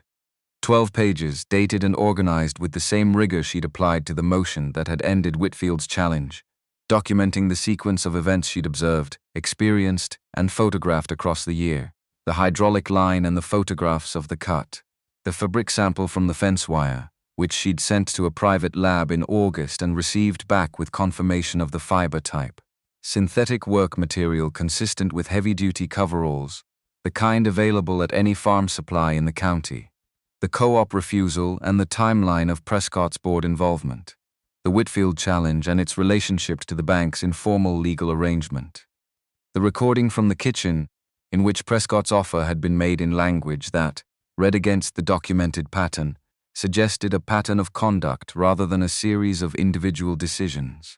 She was not planning to file this. She was planning to have it. The difference between having documentation and using it was the difference between being prepared and being aggressive, and she'd learned early in her career that aggressive was almost never the right first move. Prepared was the right first move. Aggressive was what you became when the other side made it necessary. She printed 2 copies. One went into the filing cabinet in Ryan's office, the drawer behind the property deeds. The other went to Marcus Howell with a cover note that said, "Keep this on file. Don't do anything with it yet. You'll know if the time comes." Marcus called back the next morning. "This is thorough. I know how to document things. You know how to build a case." A pause. "Prescott's going to think twice before he tries anything with the next farm in his sights. That would be a secondary benefit." She kept her voice level. "Primarily, I want to know that if he does try something with this farm, I'm not starting from zero." She filed the conversation. She moved on. The night before the December deadline, which was now ceremonially irrelevant, the debt having been cleared 34 days earlier, but which she'd marked on her calendar in March, and which she wasn't going to let pass unremarked in her own accounting of the year. She sat in Ryan's office and took the note from the middle drawer. She'd carried it in the pocket of his canvas jacket since March. The paper had the soft quality of something handled often, not worn out, but worn in, the way working documents became worn in. The ink was still clear, his overlooped capital I, the slight rightward lean that came from being taught cursive by a left-handed teacher, which had produced a handwriting that was technically backward from the model but completely consistent with itself. She read it again. I wanted to be the one who fixed it. She thought about what she would say to him if saying anything were possible. She'd been avoiding that particular exercise all year because there was no productive outcome from it, and productivity had been the resource she couldn't afford to waste. But tonight the deadline had passed and the year was effectively over. And some form of accounting felt appropriate. She would tell him about the land first, that it had done what he'd said it would, that when someone paid the right kind of attention to it, it produced exactly what it was capable of, which was more than enough. She would tell him that his records, the annotated field notebooks, the yield data organized by block and season, the soil survey notes in the margins, had been some of the most useful documentation she'd ever worked from, in law or in farming or in anything else. She would tell him about George Ackerman and what it had meant to watch a man that old and that precise work through the machine problems of an operation he'd serviced for 20 years. Before the personal history made it complicated, and to watch him come back to it because the work was the work and the work mattered. She would tell him about Brian Sutter walking the fence line at 8 in the evening and bringing the grain cart without being asked and saying, "It's not always the plan you made that saves you. Sometimes it's the plan you made without knowing you were making it." She would tell him about Sandra with her 90-mile drive and her key to a barn full of things that turned out to matter enormously, and about the 16 blue bins of soybean seed that his father had bought for a rotation that illness had prevented, which had become the exact thing the year required at the exact moment it was required. She would tell him she understood, now, why he hadn't shown her the loan documents. She'd understood it in March, but she'd needed the year to fully understand it, to understand the specific architecture of his thinking, the way love and pride and the need to prove something could combine into a decision that looked from the outside like concealment, but was actually something more complicated. Something that was about wanting to be enough without having to ask for help to get there. She still didn't agree with it. She would tell him that too. The decision had cost them something she couldn't fully account for, and she would say that directly, without softening the parts that were true, because that was how she'd always told him things. And then she would tell him that the decision she'd made in Ryan's truck on the way home from the bank in March, the decision to not sell, to drive back to the farm and open the filing cabinet and start reading, that decision had not been made for him. It had been made for the land, for what the land was capable of being if someone stayed with it. And that had turned out to be the right reason, because the reasons that held through 7 months of sustained difficulty were the ones connected to something larger than any single person's grief or determination. She folded the note. She put it back in the pocket of the canvas jacket on the hook by the office door, where it had been since spring. She closed the lights. She went to bed. Prescott called on a Tuesday morning in the last week of November. She'd expected some form of contact. The form surprised her slightly. He called her cell, which meant he'd made an effort to get a number he hadn't previously had, which meant the call was deliberate and had been decided on rather than impulsive. His voice carried the same warmth it hadn't carried in the kitchen in March, and standing now at the kitchen window watching the bare November fields, she held the recognition that this quality in him was not false. It was real, and it was also completely separate from what he did, which was the most complicated kind of person to deal with. Not the villain who acted like a villain, but the one who acted like a neighbor while executing a strategy that had cost people their land. "I want to apologize," he said. Said it the way someone said something they'd decided to say. Prepared and delivered, the words in their chosen order. "I underestimated you." And some of the things that happened this year were not handled correctly. She let the sentence sit. The silence after an imprecise statement was almost always the most productive silence available. "If you're ever interested in discussing the property," he continued, "I'd approach it very differently. I appreciate the call, Donald."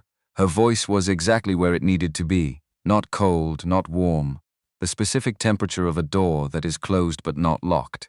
"The farm isn't for sale." A pause. "I understand. I want to be direct with you about something." This was the part she'd decided on during the soybean harvest. Walking the Southfield rows in the early quiet, composing it in the part of her mind that composed things while her hands were doing other work. "I have photographs of the hydraulic line that was cut in April, documented in a sheriff's report. I have the co-op refusal on record alongside the certified lab results that make the stated reason untenable. I have the Whitfield challenge and the date it was withdrawn." She kept her voice factual. "Not threatening, stating inventory, the way you stated the contents of a file before a proceeding. I'm not planning to act on any of it. I have a farm to run, and that requires my attention. But it exists, and I think it's useful for both of us to be clear that it exists. A silence on his end. The longest of the call, I understand, he said again. Good. She looked out at the south field. Take care of yourself, Donald. She ended the call. She stood at the window. That was not justice. She was not going to tell herself it was. A man who had likely directed sabotage and had demonstrably attempted to block her grain sales and had used his attorney to challenge her inheritance had not been held formally accountable for any of it. The sheriff had found insufficient evidence. The co-op had found no procedural violation. The legal challenge had been withdrawn before it became a proceeding. What she had was deterrence, a documented record, the knowledge, held on both sides, that she knew the shape of the year and could make that knowledge consequential if the alternative became necessary. It was not enough. She knew that in the same way she knew the class action against AgriSpark was going to take 2 to 3 years and would not return everything Ryan had lost. She knew it in the same way she knew that the note in his jacket pocket was never going to resolve into something that stopped hurting. There was the world as it should be, and there was the world as it was, and the territory between them was large, and most of life happened in it. She filed the call.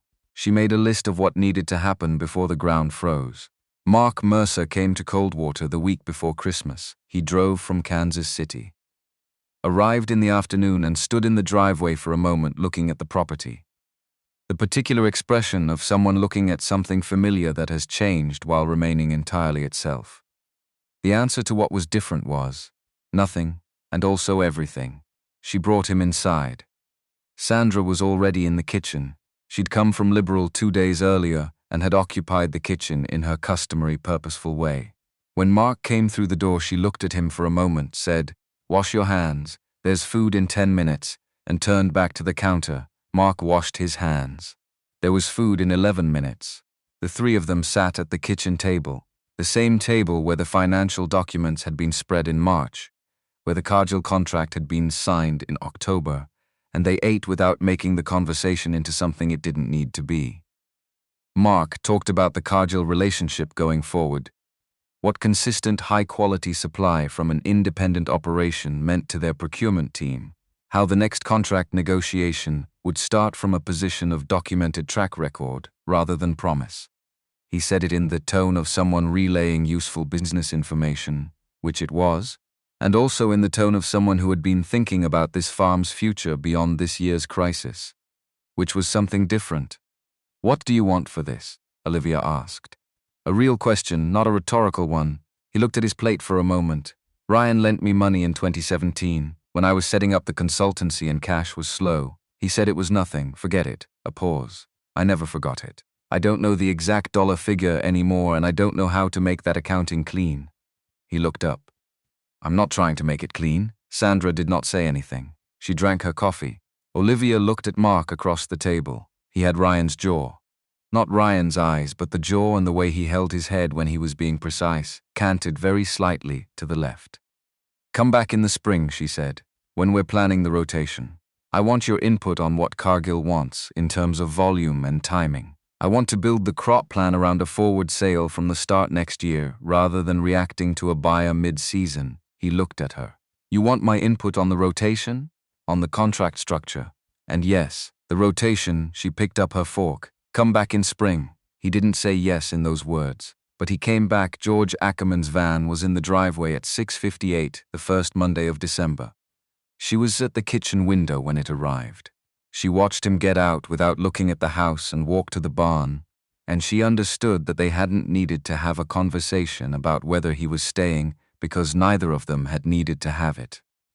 Some agreements were made through the accumulation of days, rather than through explicit declaration. She brought coffee to the barn at 7:15. He was conducting the post-harvest inspection on the 8360R.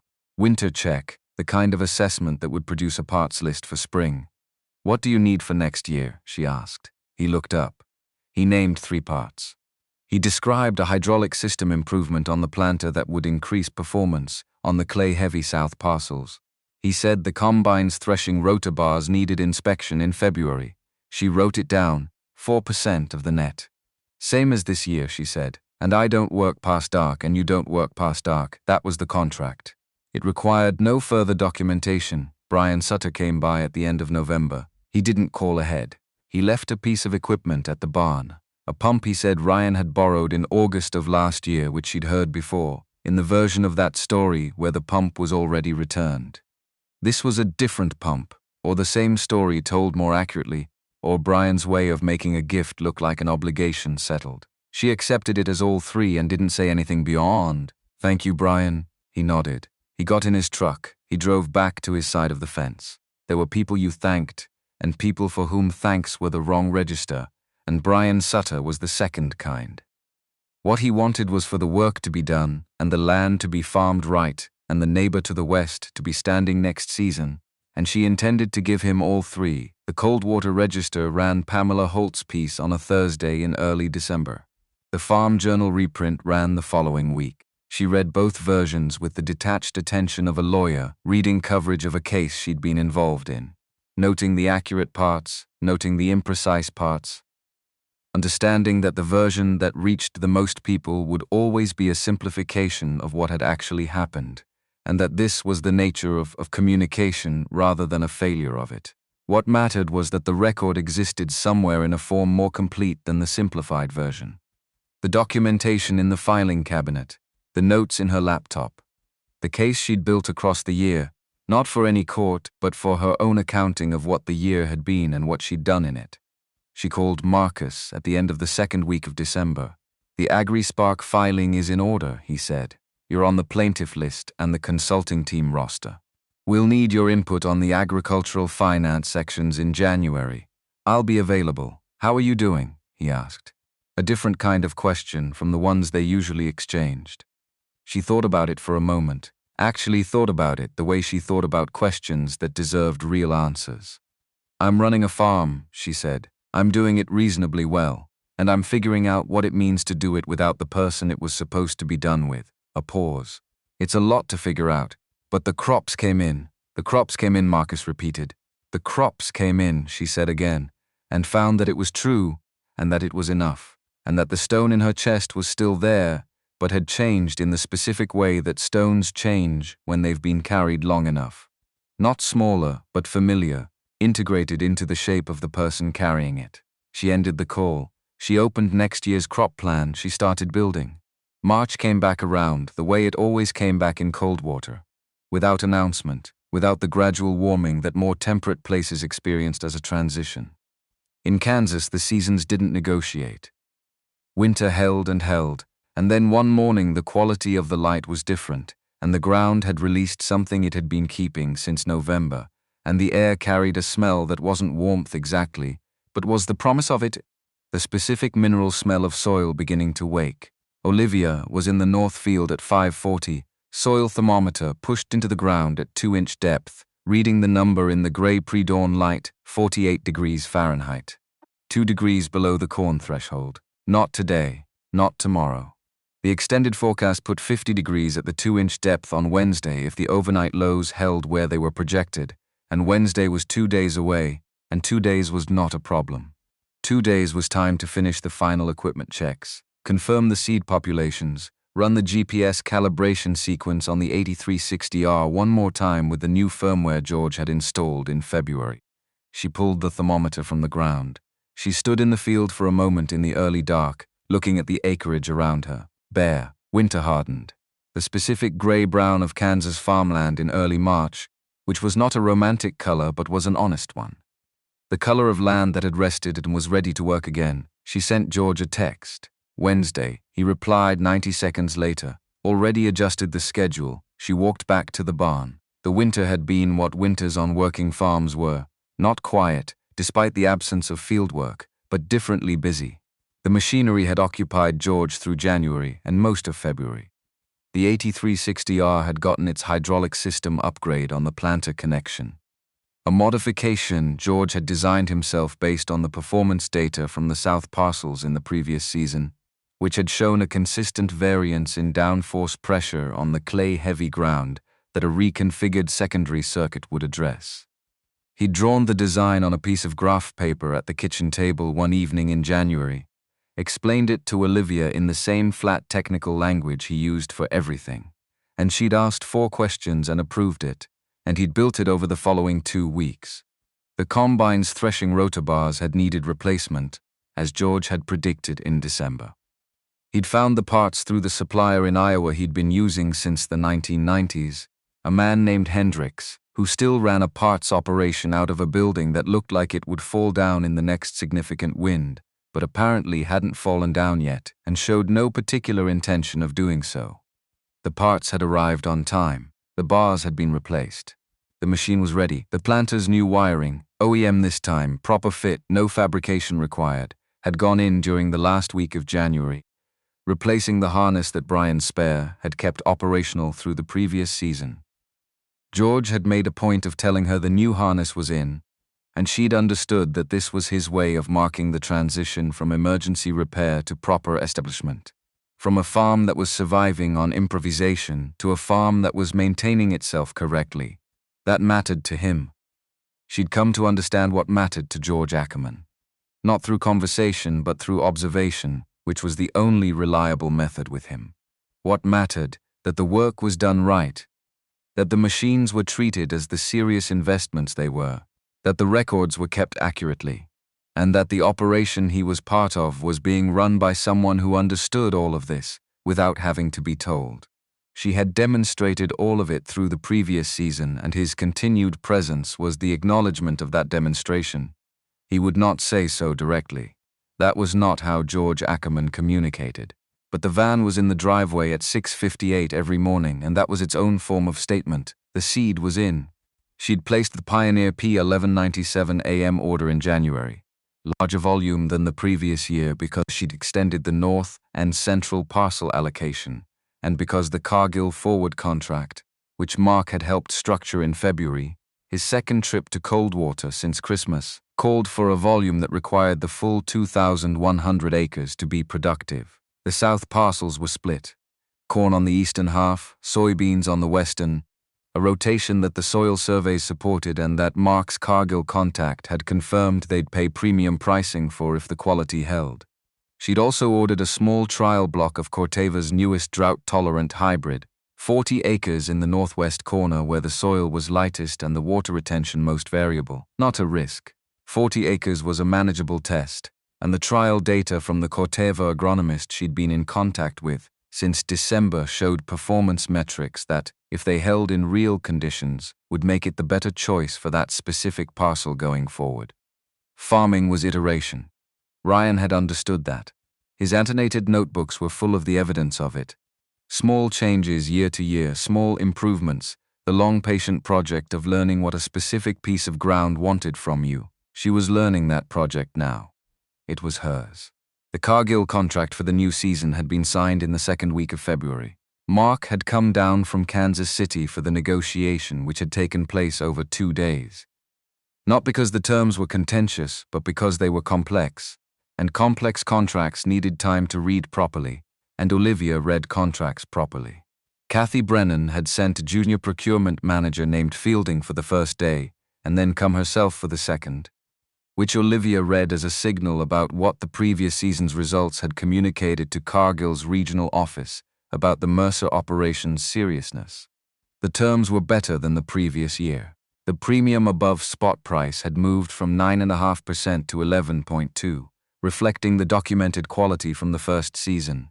The volume commitment was larger. The payment structure offered an option for 40% on signing rather than 35%.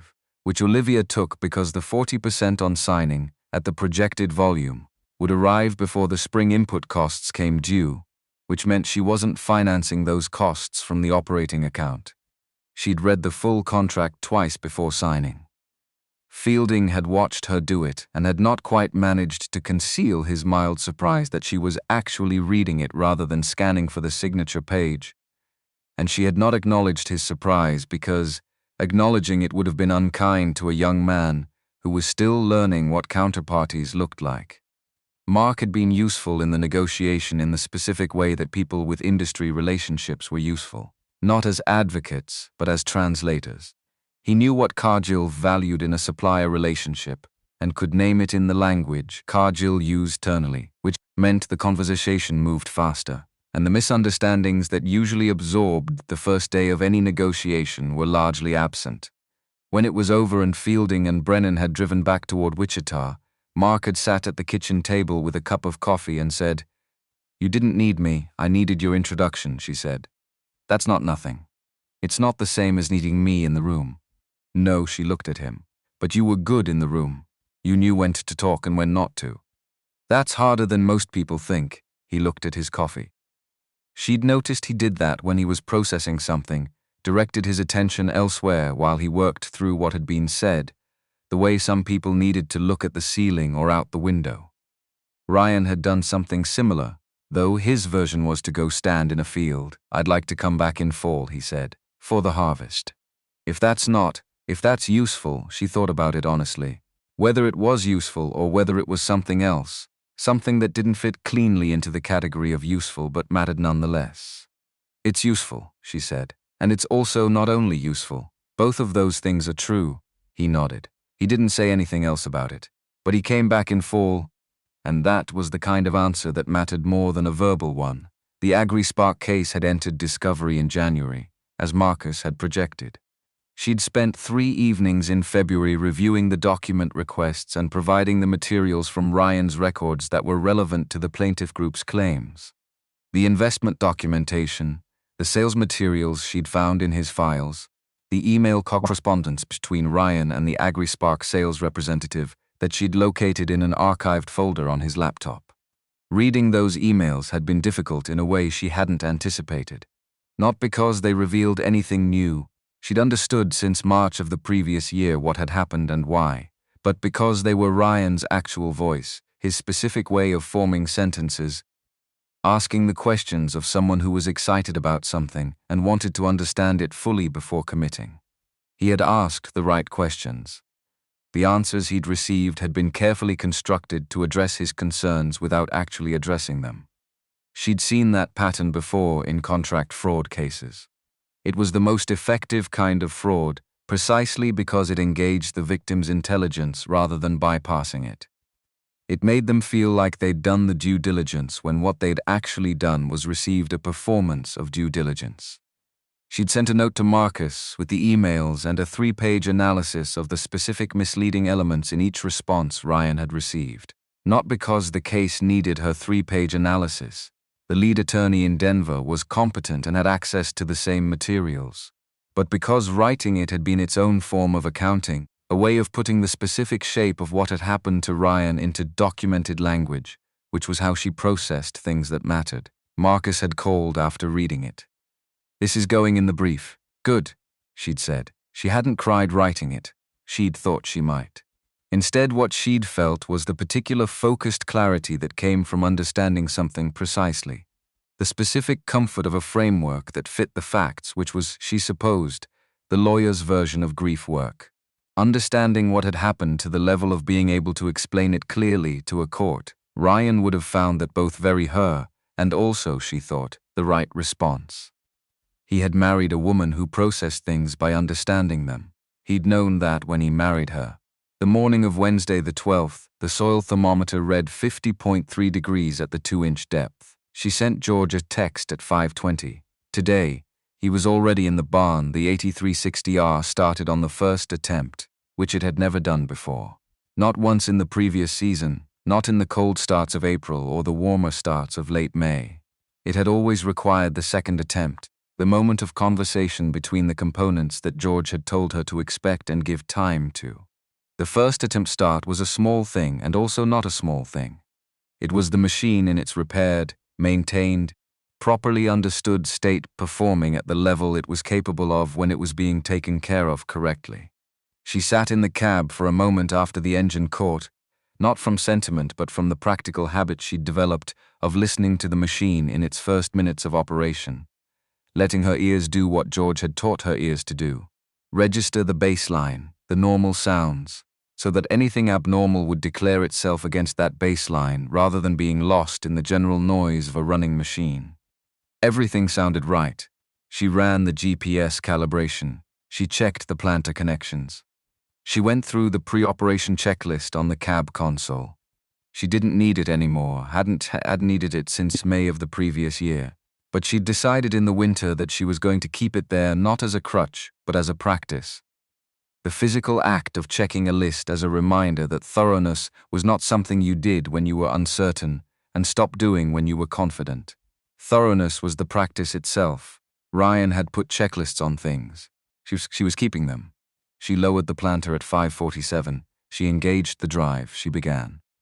The first row of the new season went into the ground with the particular rightness of something that had been waited for and prepared for, and was now happening exactly as it should. The Green Star monitor showed seed population within 1% of prescription on the first pass. The downforce pressure on the clay-heavier sections read exactly where the new hydraulic configuration was designed to put it. The depth wheels tracked the soil surface correctly. The sun came up at 6:49. She was already 3 field blocks in. George was in the grain cart by 7, positioned at the field edge for the first hopper refill. Brian Sutter's truck appeared at 7:30 on the East Fence Road, checking the irrigation lateral they'd extended in January. Expanded coverage on the southeast corner parcels. 40 acres that had previously been entirely rain-dependent and were now connected to the main system. The extension had cost $11,000 and had been paid from the winter capital she'd had for the first time in 4 years. An investment rather than a repair. The distinction mattered. She ran through noon without stopping, which was longer than her standard shift boundary, but which the conditions supported. Cool air, good soil moisture, no anomalies on any monitor, the work proceeding at exactly the pace the prescription called for. At 12:15, she stopped for fuel and food, ate the sandwich she'd packed while George refueled the tractor and checked the planter's seed meters, and was back in the cab by 12:40. By 5 in the evening, 211 acres were in the ground, better than the first day of the previous season by 63%. Not because she was a better operator in some abstract sense. She was a better operator in the specific sense of someone who had done the work before, who knew what the machine wanted from her and what the ground wanted from the machine, who had accumulated the particular knowledge that only came from the doing of it. George did the night shift. She went to the house, made dinner, read through the afternoon's field data on the monitor download, made 2 notes for adjustments, and was in bed by 9:15. She slept well, the way she'd slept the previous season, once she'd stopped pretending the situation was simpler than it was, and had let her brain organize around the actual difficulty of it. The specific good sleep of someone whose work and their capacity for it are properly matched. Prescott's truck was not on the highway. This was something she noticed in the first week of planting, and continued to notice through the second. The absence of the charcoal ram at the county road shoulder. The absence of the chrome grille catching the afternoon light at the western property line. She noted it the same way she noted anything that changed from its established pattern. Without conclusion, but with attention. She was not naive enough to believe the phone call in November had resolved anything fundamental about Donald Prescott's relationship to this farm. A man who had spent 35 years acquiring land by identifying vulnerability and applying patient pressure did not change his relationship to those practices because a counterparty had demonstrated competence. He adjusted his tactics. He waited for a new configuration of circumstances. What had changed was the cost-benefit calculation. The Mercer operation had demonstrated in the previous season that it was not going to be handed to him by its own failure. The co-op channel was closed to him as a lever now. Using it once had created a documented record that made using it again significantly more expensive, legally and reputationally. The legal challenge had been withdrawn in the face of documented counter-evidence. The sabotage, if it had been his direction, had cost him the element of surprise he'd had while she was still learning what the operation required. What remained available to him was time. He was 62. He was patient. He would watch the operation and wait for a different vulnerability. She intended not to give him one. This was not the plan she'd had in March of the previous year, which had been entirely about surviving to December. The plan now was something different.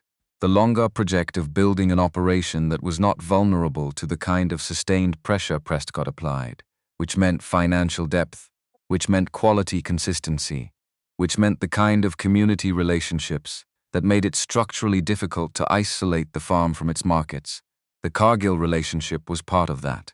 Mark's involvement was part of that. The AgriSpark litigation, slow as it was part of it, not for the money, though the money would matter when it eventually arrived, but because pursuing it was a signal about what kind of counterparty the Mercer operation was. The trail cameras on the barn and the western fence line stayed up. She checked them weekly. She expected to find nothing on them most weeks. She did, and that was the correct outcome. Deterrence that worked looked like nothing happening, and nothing happening was what she wanted. Sandra came down from Liberal on a Saturday in the third week of March, arriving the way she always arrived, without announcement, with purpose. She'd established a pattern of monthly visits that had become, without anyone deciding it, a reliable fixture. She'd stay 2 nights. She'd occupy the kitchen on the first evening, producing food in quantities that lasted well into the following week. She'd walk the property on the second morning, the particular walk of someone taking an accounting of a place they had a stake in. And then she'd drive back to Liberal and the pattern would reset. They talked differently than they had in the beginning. The March of the previous year, the conversations had been transactional. What's needed, what's available, what needs to happen in what sequence. The conversations now had room for other things. Not personal in any confessional sense. Neither of them was built for that, but substantive in a way that transactional conversations weren't. They talked about the rotation decisions. About what Ryan's father had understood about the south parcels that Ryan hadn't been told before the relationship between them broke down. About what it meant to farm the same ground across generations. What was transmitted and what was lost between the people who did it. On the Saturday of this visit, Sandra stood at the kitchen window, looking out at the fields where the planting was underway, the 8360R visible in the distance as a moving mass against the flat horizon, and she said, "Ryan would have loved watching you do this." Olivia was at the table with a field map, marking the morning's progress. She looked up. "He would have had opinions about my turn radius on the North Headlands. He always had opinions." Sandra's voice carried the specific warmth of someone whose grief had moved, over time, into something that could coexist with humor. He was right about most of them. He was right about the seed. Olivia looked at the field map. "He ordered the P11197 AM 18 months before I needed it. It was already in the system when everything fell apart. I just had to plant it." Sandra turned from the window. "He was planning ahead. He always was." A pause. "He just wasn't always planning for the right contingency." "No." Olivia folded the map, "but he left me enough to work with." "That counts." Sandra sat down. She poured herself coffee from the pot on the counter, and she looked at Olivia across the table with the direct gaze of a woman who had been watching carefully for a year and had arrived at a conclusion she was ready to share. "You're not leaving," Sandra said. "It was not a question, no. Not this year, not next year, no." Olivia held the answer for a moment before continuing. "I thought about it in December, after everything was finished. I thought about what it would look like to go back to Wichita, to call Marcus and ask about positions at the firm, to have a life that was easier to explain to people at dinner parties." She looked at the window, at the field where the tractor was making its slow, precise turns at the headland, and I couldn't. Not because of what I owed to Ryan or to the land or to any abstract obligation, because this is what I'm doing now. It's what I know how to do, and I'm good at it. Sandra nodded, drank her coffee. The particular nod of a woman who had been waiting for that sentence and was satisfied to hear it. "George is staying," Sandra said. "George is staying. Brian will be here as long as he's farming. I know, and Mark is coming back in fall." "Yes." Olivia looked at her. "And you're coming every month." Sandra set down her cup. "Someone has to make sure the refrigerator has food in it." She stood up. "Walk the south parcels with me this afternoon. I want to see the new irrigation coverage." They walked the south parcels.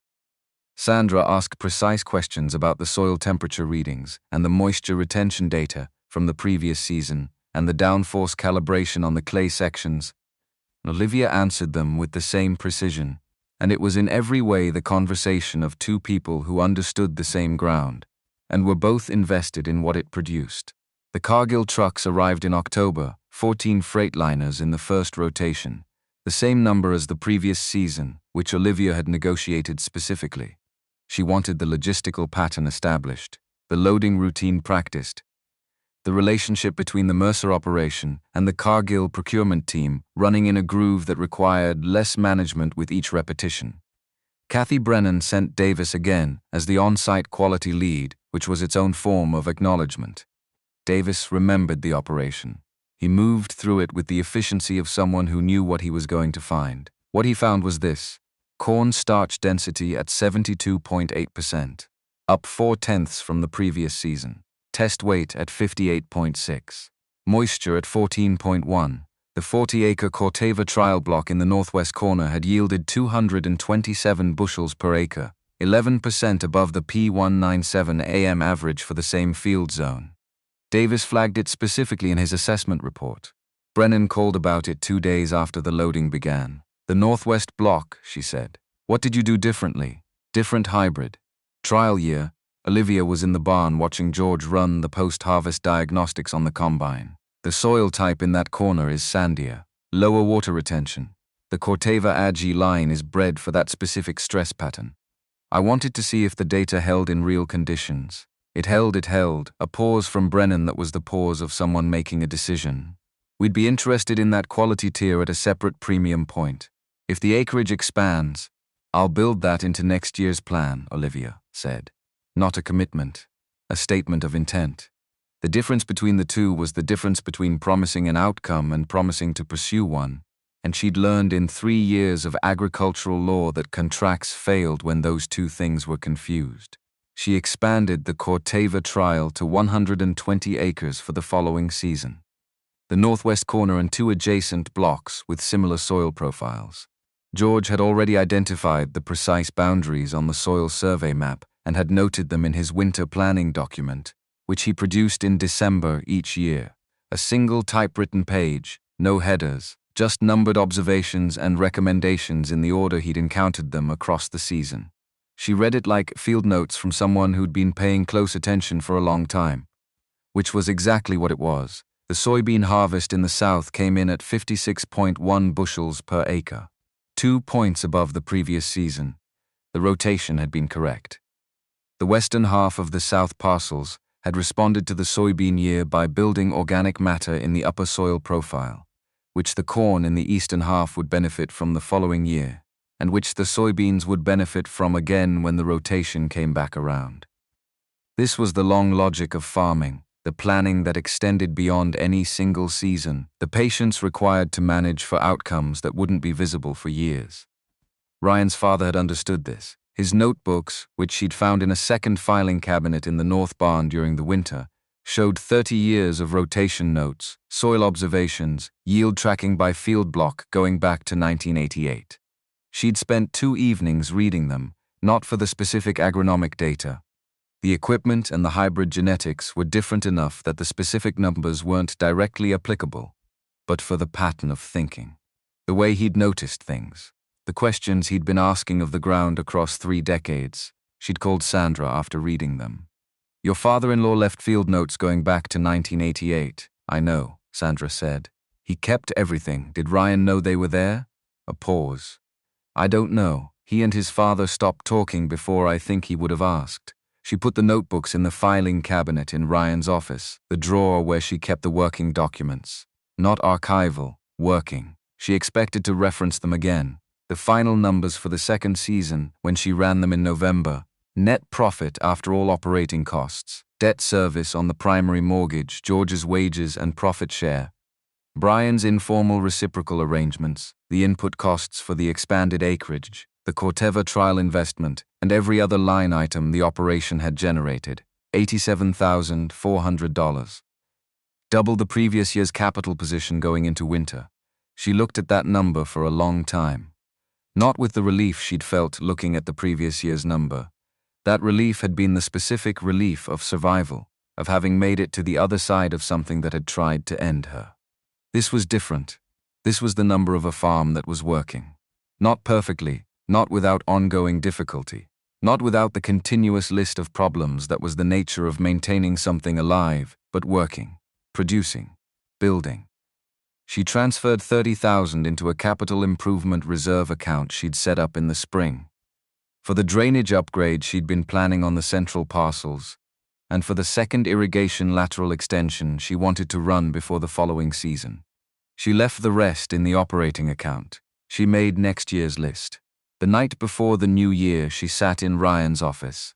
She'd stopped thinking of it as Ryan's office in October, somewhere in the middle of the harvest, when she'd realized she'd been in that room every working day for 18 months, and it had become, through the accumulation of her own use, a space that was hers as much as it was his. The chair fit her now in the specific way chairs fit people who use them consistently. The arrangement on the desktop was hers, different from his, organized by category rather than by priority, the lawyer's arrangement rather than the farmer's. The Polaroid was still on the corner of the monitor. She hadn't moved it. She didn't intend to. She was doing what she did at the end of every significant period, taking an accounting of what had happened and what she knew now that she hadn't known before, not for anyone else's benefit but for her own, the internal version of the final brief that closes a case and creates a record. What she knew now, that she hadn't known in March of the previous year, the land was the constant. Everything else, the financial circumstances, the equipment condition, the market relationships, the legal threats, the community support, all of it was variable, all of it was subject to the kind of disruption she'd experienced. But the land itself did what it did when someone paid the right kind of attention to it. That was not romantic. It was agricultural fact. Soil science, hydrology, crop genetics, all of it pointed to the same conclusion. Well-managed land produced at its capacity. The management was what was within her control. The capacity was what the land brought. She knew the machines now. Not the way George knew them. George had 40 years of tactile knowledge she would never replicate, but she knew them in her own way, the way she'd always known complex systems, by understanding their structure and their logic and the points at which they were most likely to fail. She knew the 8360R by its sound and its feel. She knew the Kinsplanter by its data output and what the variances in that data indicated. She knew the combine by the season she'd spent watching George restore it and the season she'd spent running it. That knowledge was in her now. It wasn't going anywhere. She knew what she didn't know, which was more valuable than either category alone. She didn't know what George knew. She didn't know what Brian knew about the eastern fence drainage. She didn't know what Sandra knew about the South Parcel history. She didn't know what Mark knew about the commodity market dynamics that Cargill was responding to. She'd learned, across 18 months, that the appropriate response to the things she didn't know was to build relationships with people who did, and to maintain those relationships with the same consistency she applied to the soil moisture readings. Neither a farm nor a legal case nor any other enterprise that mattered was sustained by one person. It was sustained by a set of relationships organized around a shared purpose. The shared purpose, in this case, was the land. She understood now why Ryan had loved it with the specificity he'd loved it with. Not land in the abstract. This land, this specific configuration of soil and topography and drainage and history, this ground that his grandfather had read correctly, and his father had tended, and that now asked something of her that she'd spent 18 months learning how to give. The love was inseparable from the knowledge of the thing, and the knowledge was inseparable from the time spent with it, and the time was what she'd put in, every morning at 5:40 with the soil thermometer, and every evening with the monitor data, and every night with the lists that carried the day's work forward into the next day. She reached into the desk drawer. She took out the note. She'd stopped carrying it in the jacket pocket in November, not because it was finished, but because it had become something different than what it had been. Not a wound she was carrying, but a piece of the record. Something that belonged in the office with the other documents that mattered. She'd put it in the middle drawer, where Ryan had left it, and she'd taken it out periodically, in the way you returned to documents that were still doing work. I wanted to be the one who fixed it. She read it.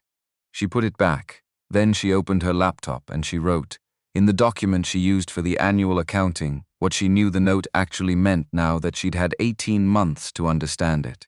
Not a translation. She'd understood the surface of it in March, but the layer underneath.